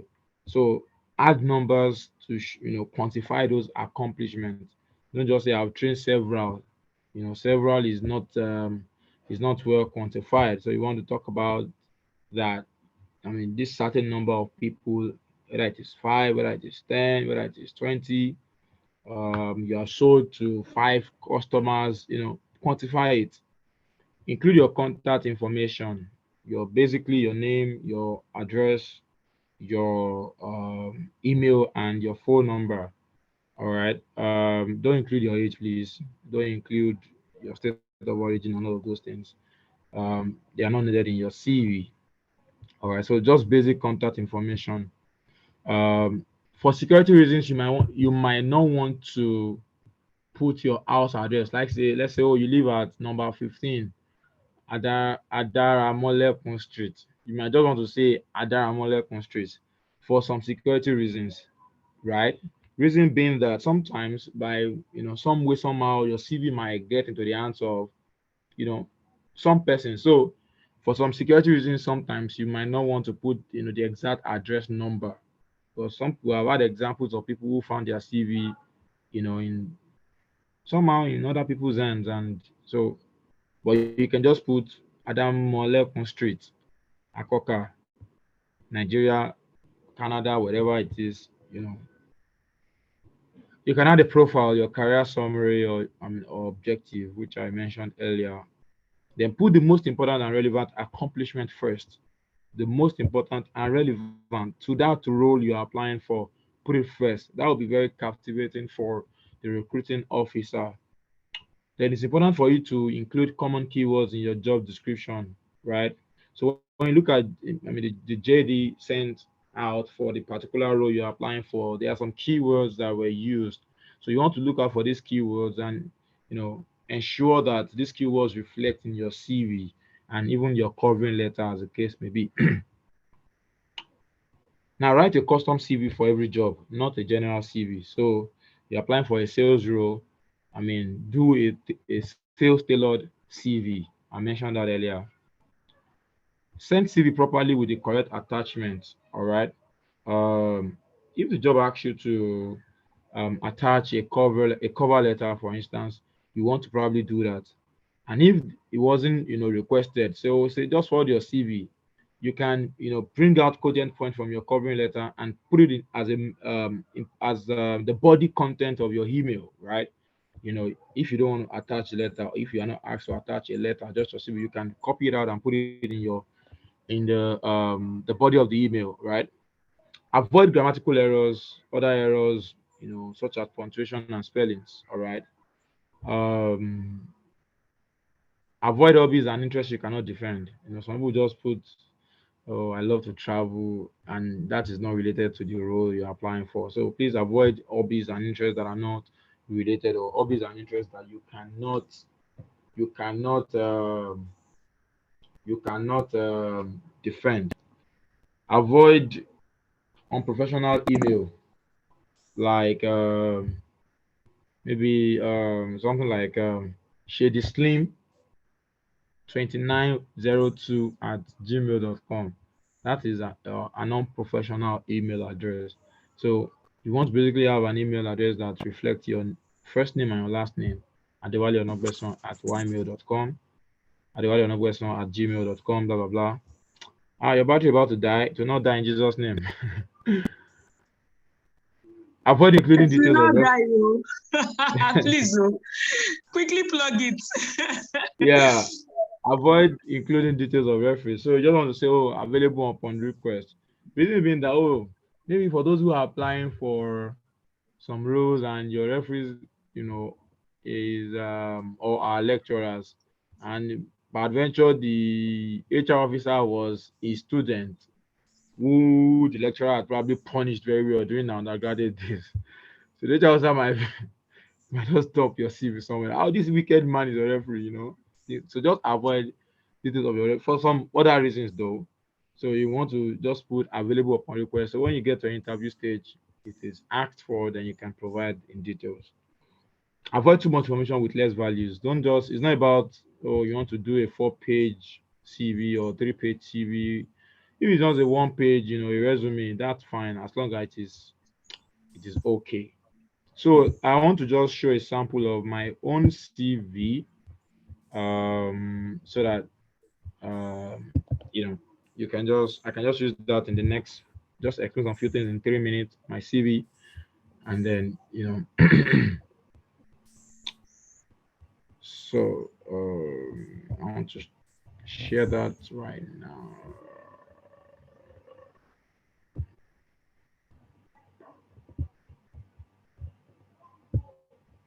Now this is what my one of my CVs looks like.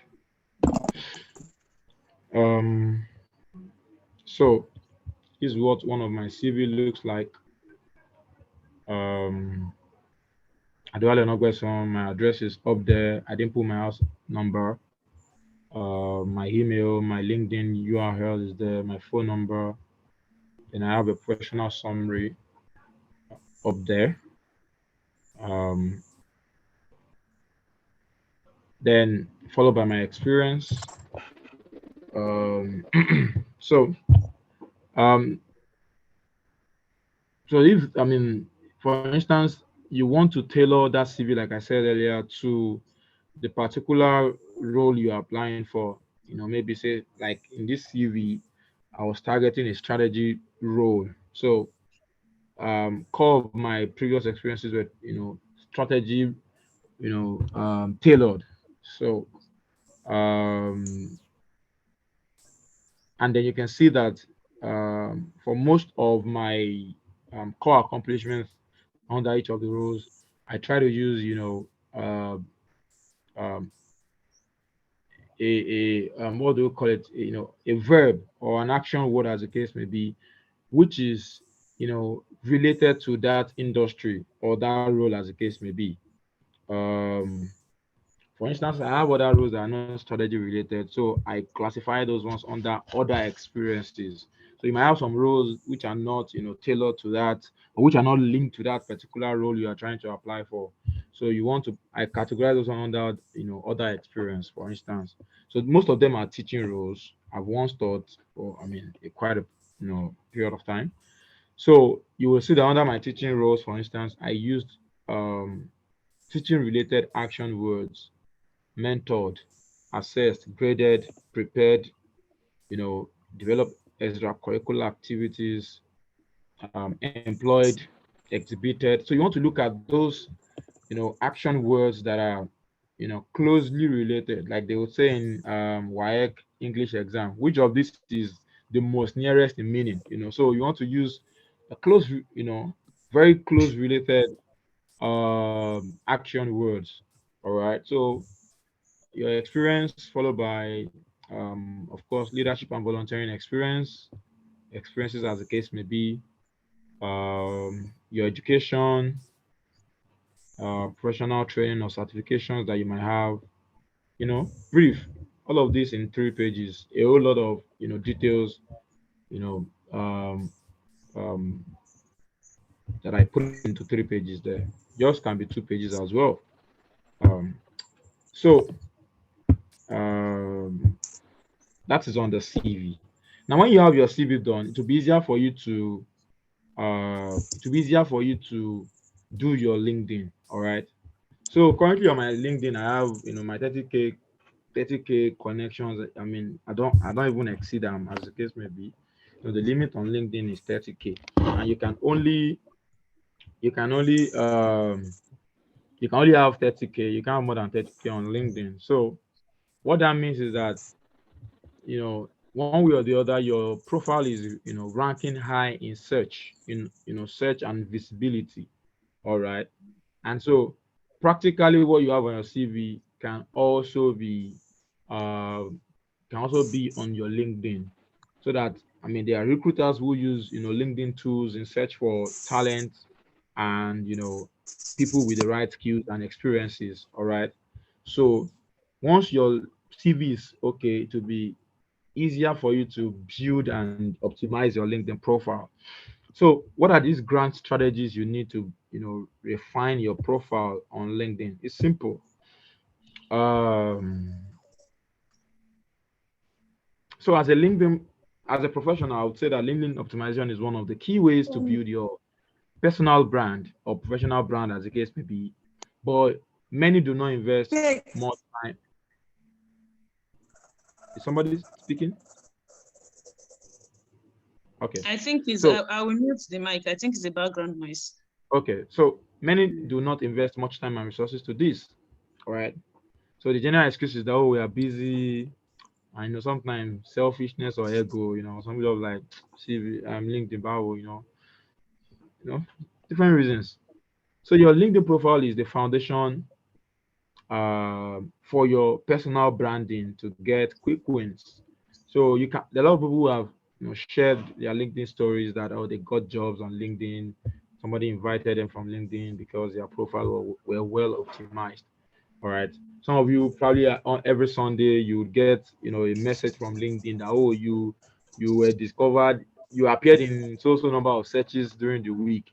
So sometimes those numbers can help you tell how well optimized your profile is on LinkedIn. All right. Sometimes I'm not even active on LinkedIn, you know, throughout the week, and then I get a message, you appeared 500 times searches, killing and wakiri. So, anyways, so what are the things you need to do to begin to put your LinkedIn profile in proper shape? Number one, choose the right profile picture. Please, it's very important. This is not your Instagram or your Twitter. Please. And that is why sometimes people need to understand the dynamics of social media platforms. All right. The same person who is an hoodlum on Twitter is the one giving motivational quotes on LinkedIn. It is allowed. All right. You are not permitted to be an hoodlum on LinkedIn, our platform. So you can drag people on Twitter. You can post Buhari on Twitter. You can do all that Exactly. on Twitter, but you are not permitted. All you are just allowed to come and do on LinkedIn is, oh, Buhari, has done so little, but he can do more. But Twitter, Buhari is a bad boy. That's the language, you know. So you have to understand all of Yeah. these, all of these things. So choose the right profile picture. Your picture is like I said, there's a calling card. Some people can just spot your picture. Picture is always very, it's always the point. That's the fact. Even as a guy, for instance, if you want to shoot a shot as a lady on social media, the first thing you want to look at is the pictures. Like, okay, the pictures are very nice. Same way on LinkedIn. So your picture is very, very important. Put a professional. If you don't have a good picture, go to studio, look for your friends who are um photographers, or use a good phone to snap a good professional picture, that shows your bust, a portrait, and put it there, nice. And it must be recent, showing what you look like, maybe at work, or and then please smile. Life is not hard. People don't want to employ somebody who is looking like, is there a problem? So please smile. Had a background photo as well. All right. Your background photo can reflect something else. Maybe, okay, say, okay, let me show you what my LinkedIn looks like. So your background photo can reflect. So, for instance, I'm into social development, an impact, I'm in the space as well.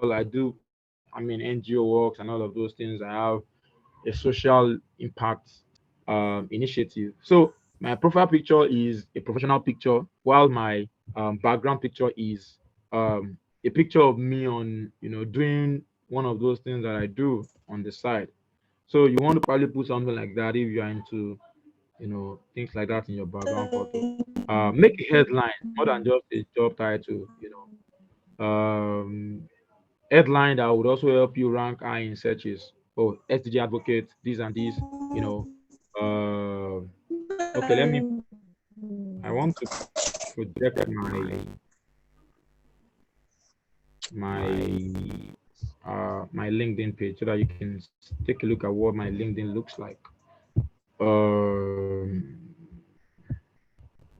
So here is my LinkedIn. Um,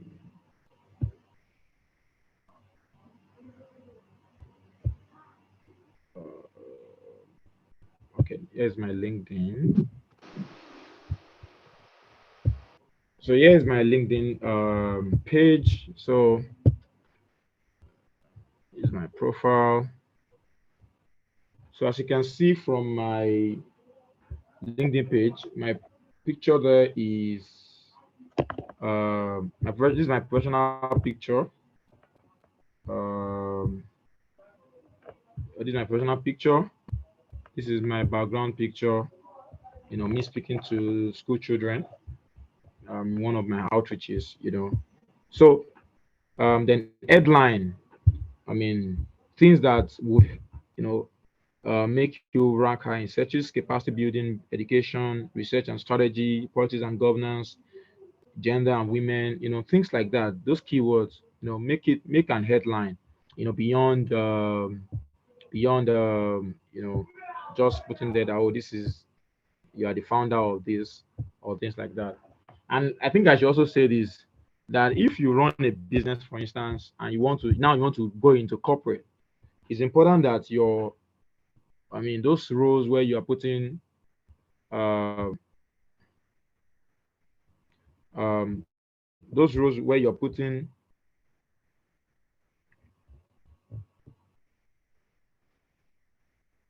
the two pictures are different and your background picture doesn't look like your professional picture. Yes, exactly the same thing I said.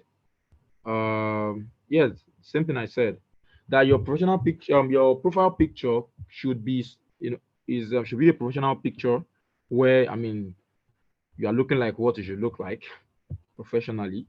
Then your background picture could be something related to other things that you do. In my own case, I decided to put up a picture in my background where I was doing my social impact investment programs, reaching out to school children in a public school. So that was the picture in my background. I think that is out of the way. So let me go back to what we need to do so that we have a good profile on our LinkedIn. So the next thing to do is turn your summary into story. All right. Um, this summary you don't put. Make a story out of it. Oh, just don't just put it that, oh, you did this and just try and make a story out of it. Sometimes those stories can be very captivating, and then somebody is interested in you. Avoid buzzwords. Now this one is really common in on LinkedIn lately now. Buzzwords. Buzzwords like focused, I'm creative, I'm innovative, I'm an expert at, all of those buzzwords. They are now, try and avoid, a lot of them. All right. And use other things that speaks about who you are as a person. All right. Grow your network. All right. Connect to people, engage with people, comment on posts that um, are related to your field or what you believe in. Or something you find very interesting. So that way you'll be able to grow your network as well. List your relevant skills. Of course, LinkedIn will help you. You don't have to stress yourself. Just go to the you can see my screen. What's happening? No, we can't. Can you see my screen now? So, No. all right. Yeah, it's about to share. It's about to share. It has started screen sharing.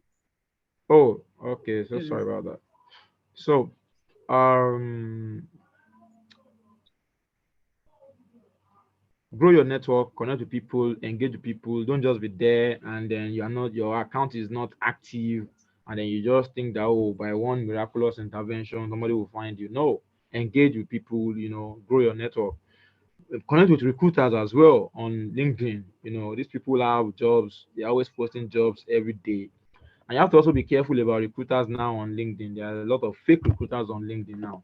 So you have to also Yes. be careful about that. So Mm. um list your relevant skills. There are a lot of drops down there. So just type and LinkedIn will give you as many. Even there are some skills you'll find on LinkedIn, you'll be shocked that, oh wow, this kind of skills exist. Yeah, it does. So LinkedIn will help you with that. I like now for those who are into business, or there's not really the proper 9 to 5, or you do something, you offer a service. Now LinkedIn offers the opportunity to also highlight your services that you offer, so you can list them and then somebody can find you and connect with you. So another thing you want to probably do to make your profile outstanding and rank high in search is to get endorsement from other members. So you want to talk to your friends to endorse you. And not something it's sometimes it's good to ensure that, oh, these things are organic too as well, right? Um, because sometimes people can always catch that, oh, it seems this one went to ask you to just recommend and or endorse him or her. So you want to, but manage it well. So manage your endorsement well. But you want to talk to one or two people to just endorse you for a particular skills. That way, your profile will rank high in search. Another thing you want to do with your LinkedIn profile is to take skill assessment that will give you verified skill badge on your profile. So let's say, for instance, you say one of your skills is Microsoft Word. You are good at Microsoft Word. So there are skills assessment on LinkedIn. So you take those tests and then you get what we call the verified skills badge on your profile. Same way people get verified on LinkedIn, on Twitter and Instagram or Facebook. You can also get that on your LinkedIn. So you want to also request for recommendations on your LinkedIn, all right? You know, you want to showcase your passion for learning. Sometimes, irrespective of the role that you're applying for, your your your your attitude towards learning is something that people look out for. So you want to show that you have, really, really great passion, you know, to learn and to refine your knowledge. Share media, share content to show your commitment. You know, that is really where I can know that, oh, you're passionate about, women in politics. You know, so share content in regard section on LinkedIn called publication section. So you can, instead of just posting and posting and posting, you'd on your the subscription sections, you can use that to put out your content out more to the audience that really matter, and that way you begin to get credit for your those ideas you are just posting.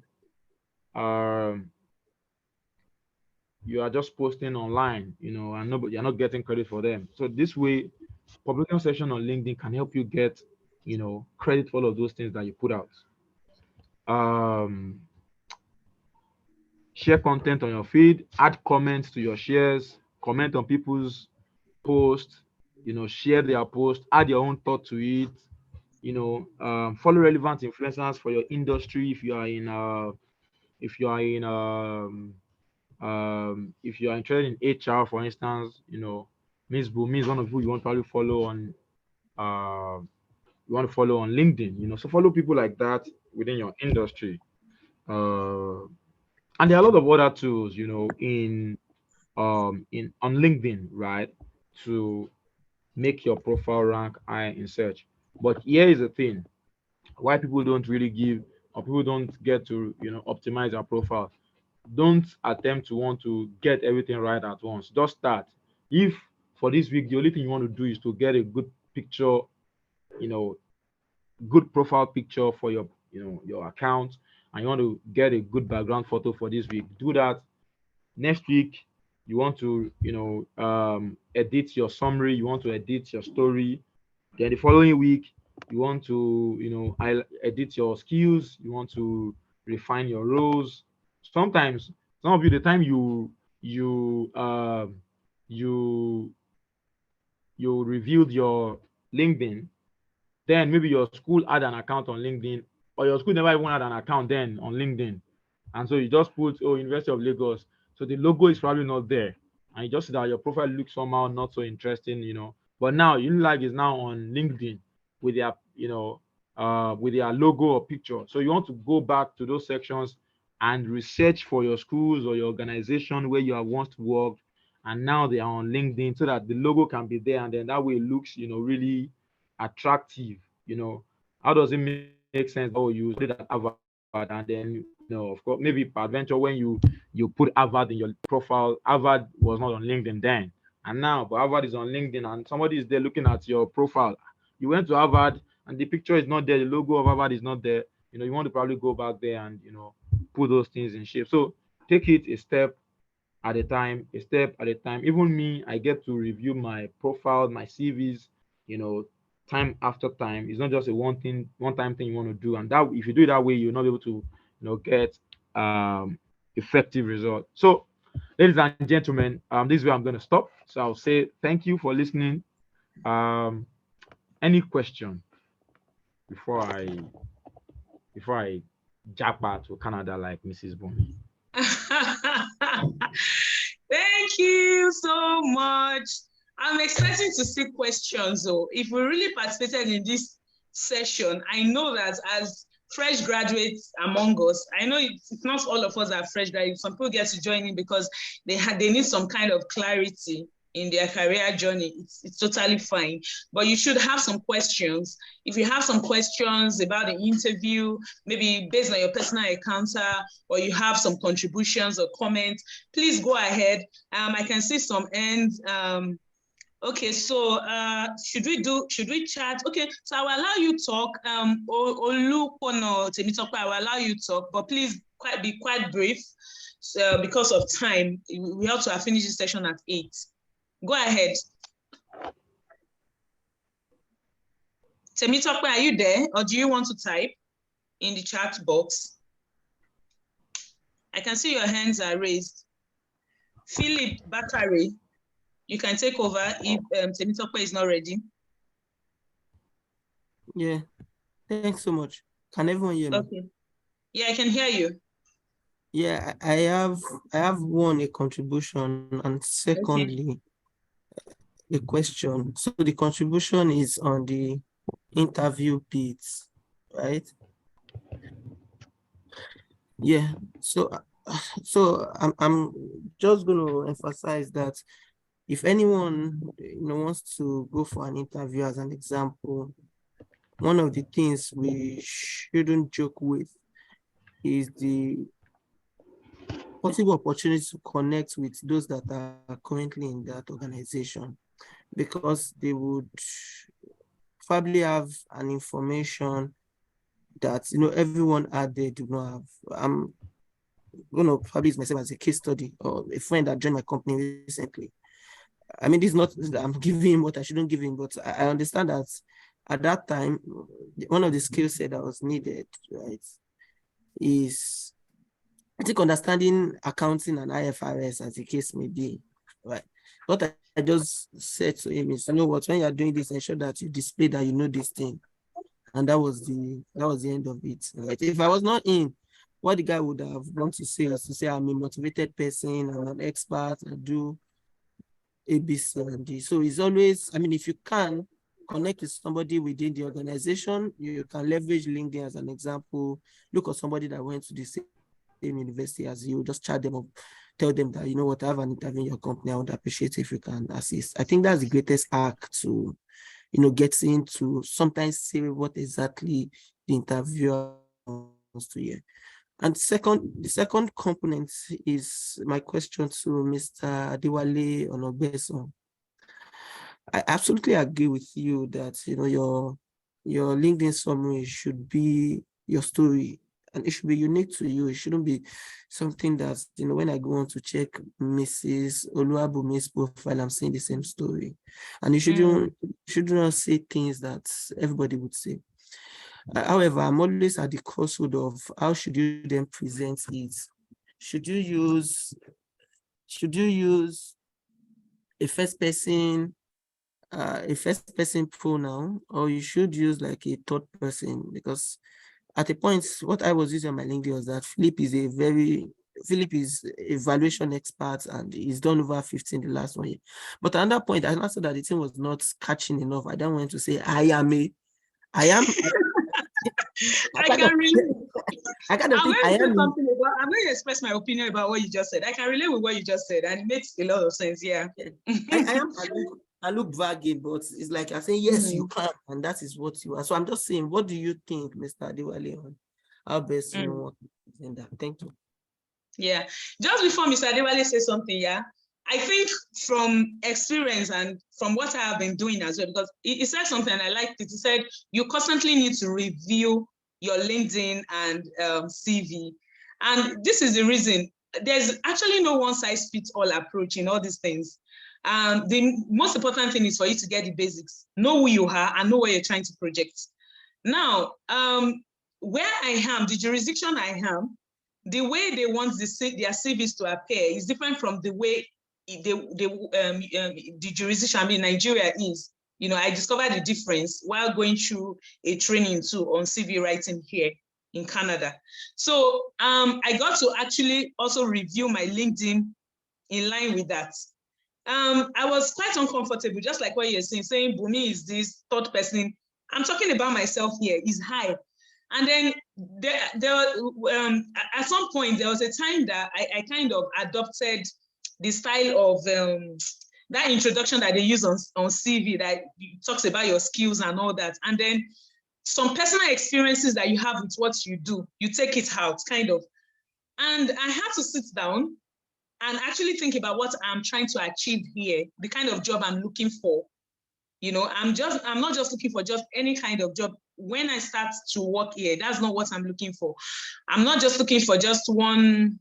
I mean, I have my own personal career goals. So I had to, just like what Adewale said, I had to sit down and know what I'm actually looking for. And I had to review my profile in line with it. I had to go ahead and talk about my personal achievements, not just saying, oh, I have the following skills, the way what do you call it, the average job seeker, the kind of profile you see there, they just write their skills, their experience, their area of expertise. No, I think the kind of thing, the kind of job I'm looking at, the kind of way I want to present myself is beyond that.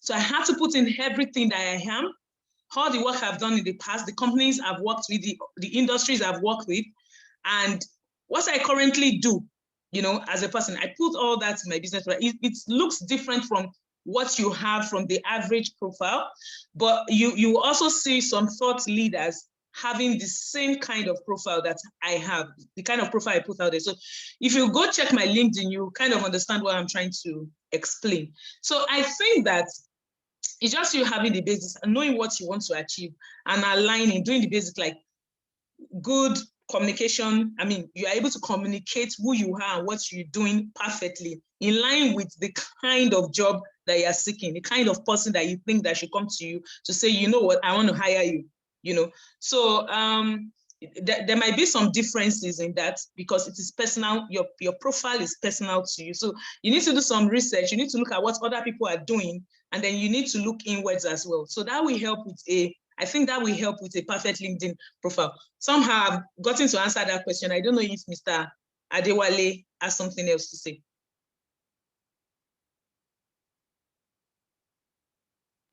When Mr. my Adewale, boss has spoken, when my boss has spoken, what else can I add? It's not like that though. I just had to jump in because it was my nemesis too. I had that issue. Yeah, you're actually right. You're actually right. Yeah.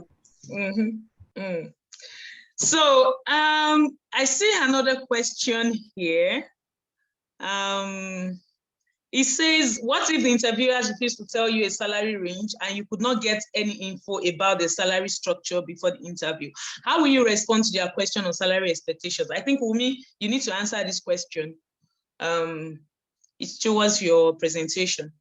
Yes. So first off, if you're an experienced IR, it's very, I mean, I would even encourage you to negotiate your salary because, I mean, at that point, you know your worth, you know what you're bringing to the table. It's okay for you to say, this is what I want to earn. And, you know, and any employer that knows your worth would want to, you know, pay you what you're worth. But for freshers, I would always, even if you're not, first of all, right, the culture in Nigeria is that even when they ask what you want to earn, is whatever it is that they've budgeted, at least at that level, entry level, that's what they'll still give you, right? So if you like an amount that is, you know, so I would always say, so in this instance, I would say, you know, it's okay to say you would be willing to accept an amount that is in line with the industry standards, you know, and that is also a good remuneration for your time and your value, right? So that is a polite way of saying whatever amount you must be giving me has to be an amount that can actually cater to my needs, right? Yeah. You've not still given them an amount, but you've told them what, you know, your expectation, right? That should be in line with industry standards, you know. So yeah, I think for a fresher, I think that's a good way to answer the question. Yeah, I think this is one question. This is one of the most difficult, if not the most difficult question in an interview, even for an experienced person, because you don't want to shortchange yourself and you don't want to go too high in such a way that the employer is discouraged, especially in a capitalist economy, labor economy as Nigeria. You know, in our own, in this side of the world, it's more transparent. You know, they even put it on job posting, the salary range. I know sometimes in Nigeria they do that. I, as a recruiter, I encourage HR managers, hiring managers to do that, you know, because it makes it very transparent and clear. So if an applicant is not okay with that job range, he's not wasting our time and we're not wasting their time too. So, like I said, it's one of the most difficult questions, but sometimes you can also do your research, like what obtains in that industry for entry level. So you might want to do your research, because sometimes recruiters it depends on who your interviewer is and what you're trying to achieve. They might actually insist that you call a number.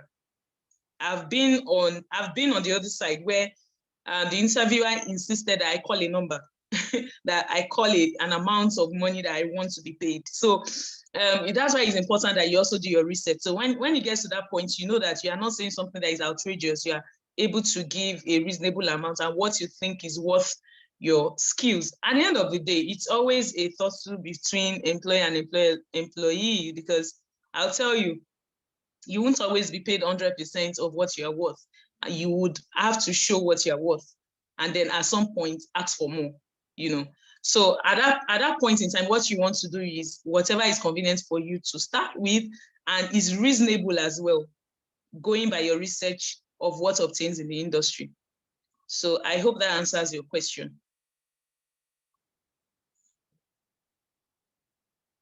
Okay, without wasting much time, I see that people need to get back to their respective. It's almost bedtime in Nigeria for some people. And I want to thank you for staying back and listening to this, career-changing, life-changing session. I want to enjoin you all, especially the young graduates among you. Please, I said this at the beginning of the session. Take every activity we send after this session, take it very seriously. This is its best time. It's April. We have our last session next week. This is the best time you have to reach out to me, reach out to the administrator on the group if you have questions. If you need career guidance, we would be willing to help. We'll be willing. That it's beyond just talking here. We also offer career guidance to you. Any question you need to be answered, we would always answer them, and we'll provide you with the information that you need in pursuing your dream job and your dream career. So thank you very much once again, and I wish you a very beautiful night rest. See you on WhatsApp. We'll be sending the activity in there, and our Zoom session, our last Zoom session we hold next week by 6 p.m. same time, 6 p.m. Please be punctual. We have just one speaker for that day. She'll be talking on communication in the workplace. It's not something that you want to miss. There you'll be learning on emotional intelligence, relationship with people, communication, how to improve your skills, psychology of communication. You'll be learning quite a lot. That's going to be like an Acing, like the real package everything you've learned from day one. So you don't want to miss it. Thank you, and God bless you. Bye. All right, thank you. And Auntie HR, on behalf of me to HR people, you people are not doing well in Nigeria, but bye-bye. What did you do? You people you'll be using our eyes to see shake game, but it's all good. Don't worry. All right, now. It's only Well getting done. better. Yeah. Thank you. Yeah. Omowunmi, I'll try and reach out and be in touch. Well done. Kudos to you. Oh, thank you so much. You can reach me on LinkedIn, my phone name. Yeah. So I'll go to where I will not be too serious. LinkedIn is a very serious place. It's too serious. Oh, okay. Instagram is fine then. All right. Now have a wonderful evening. Okay. Yeah. Bye.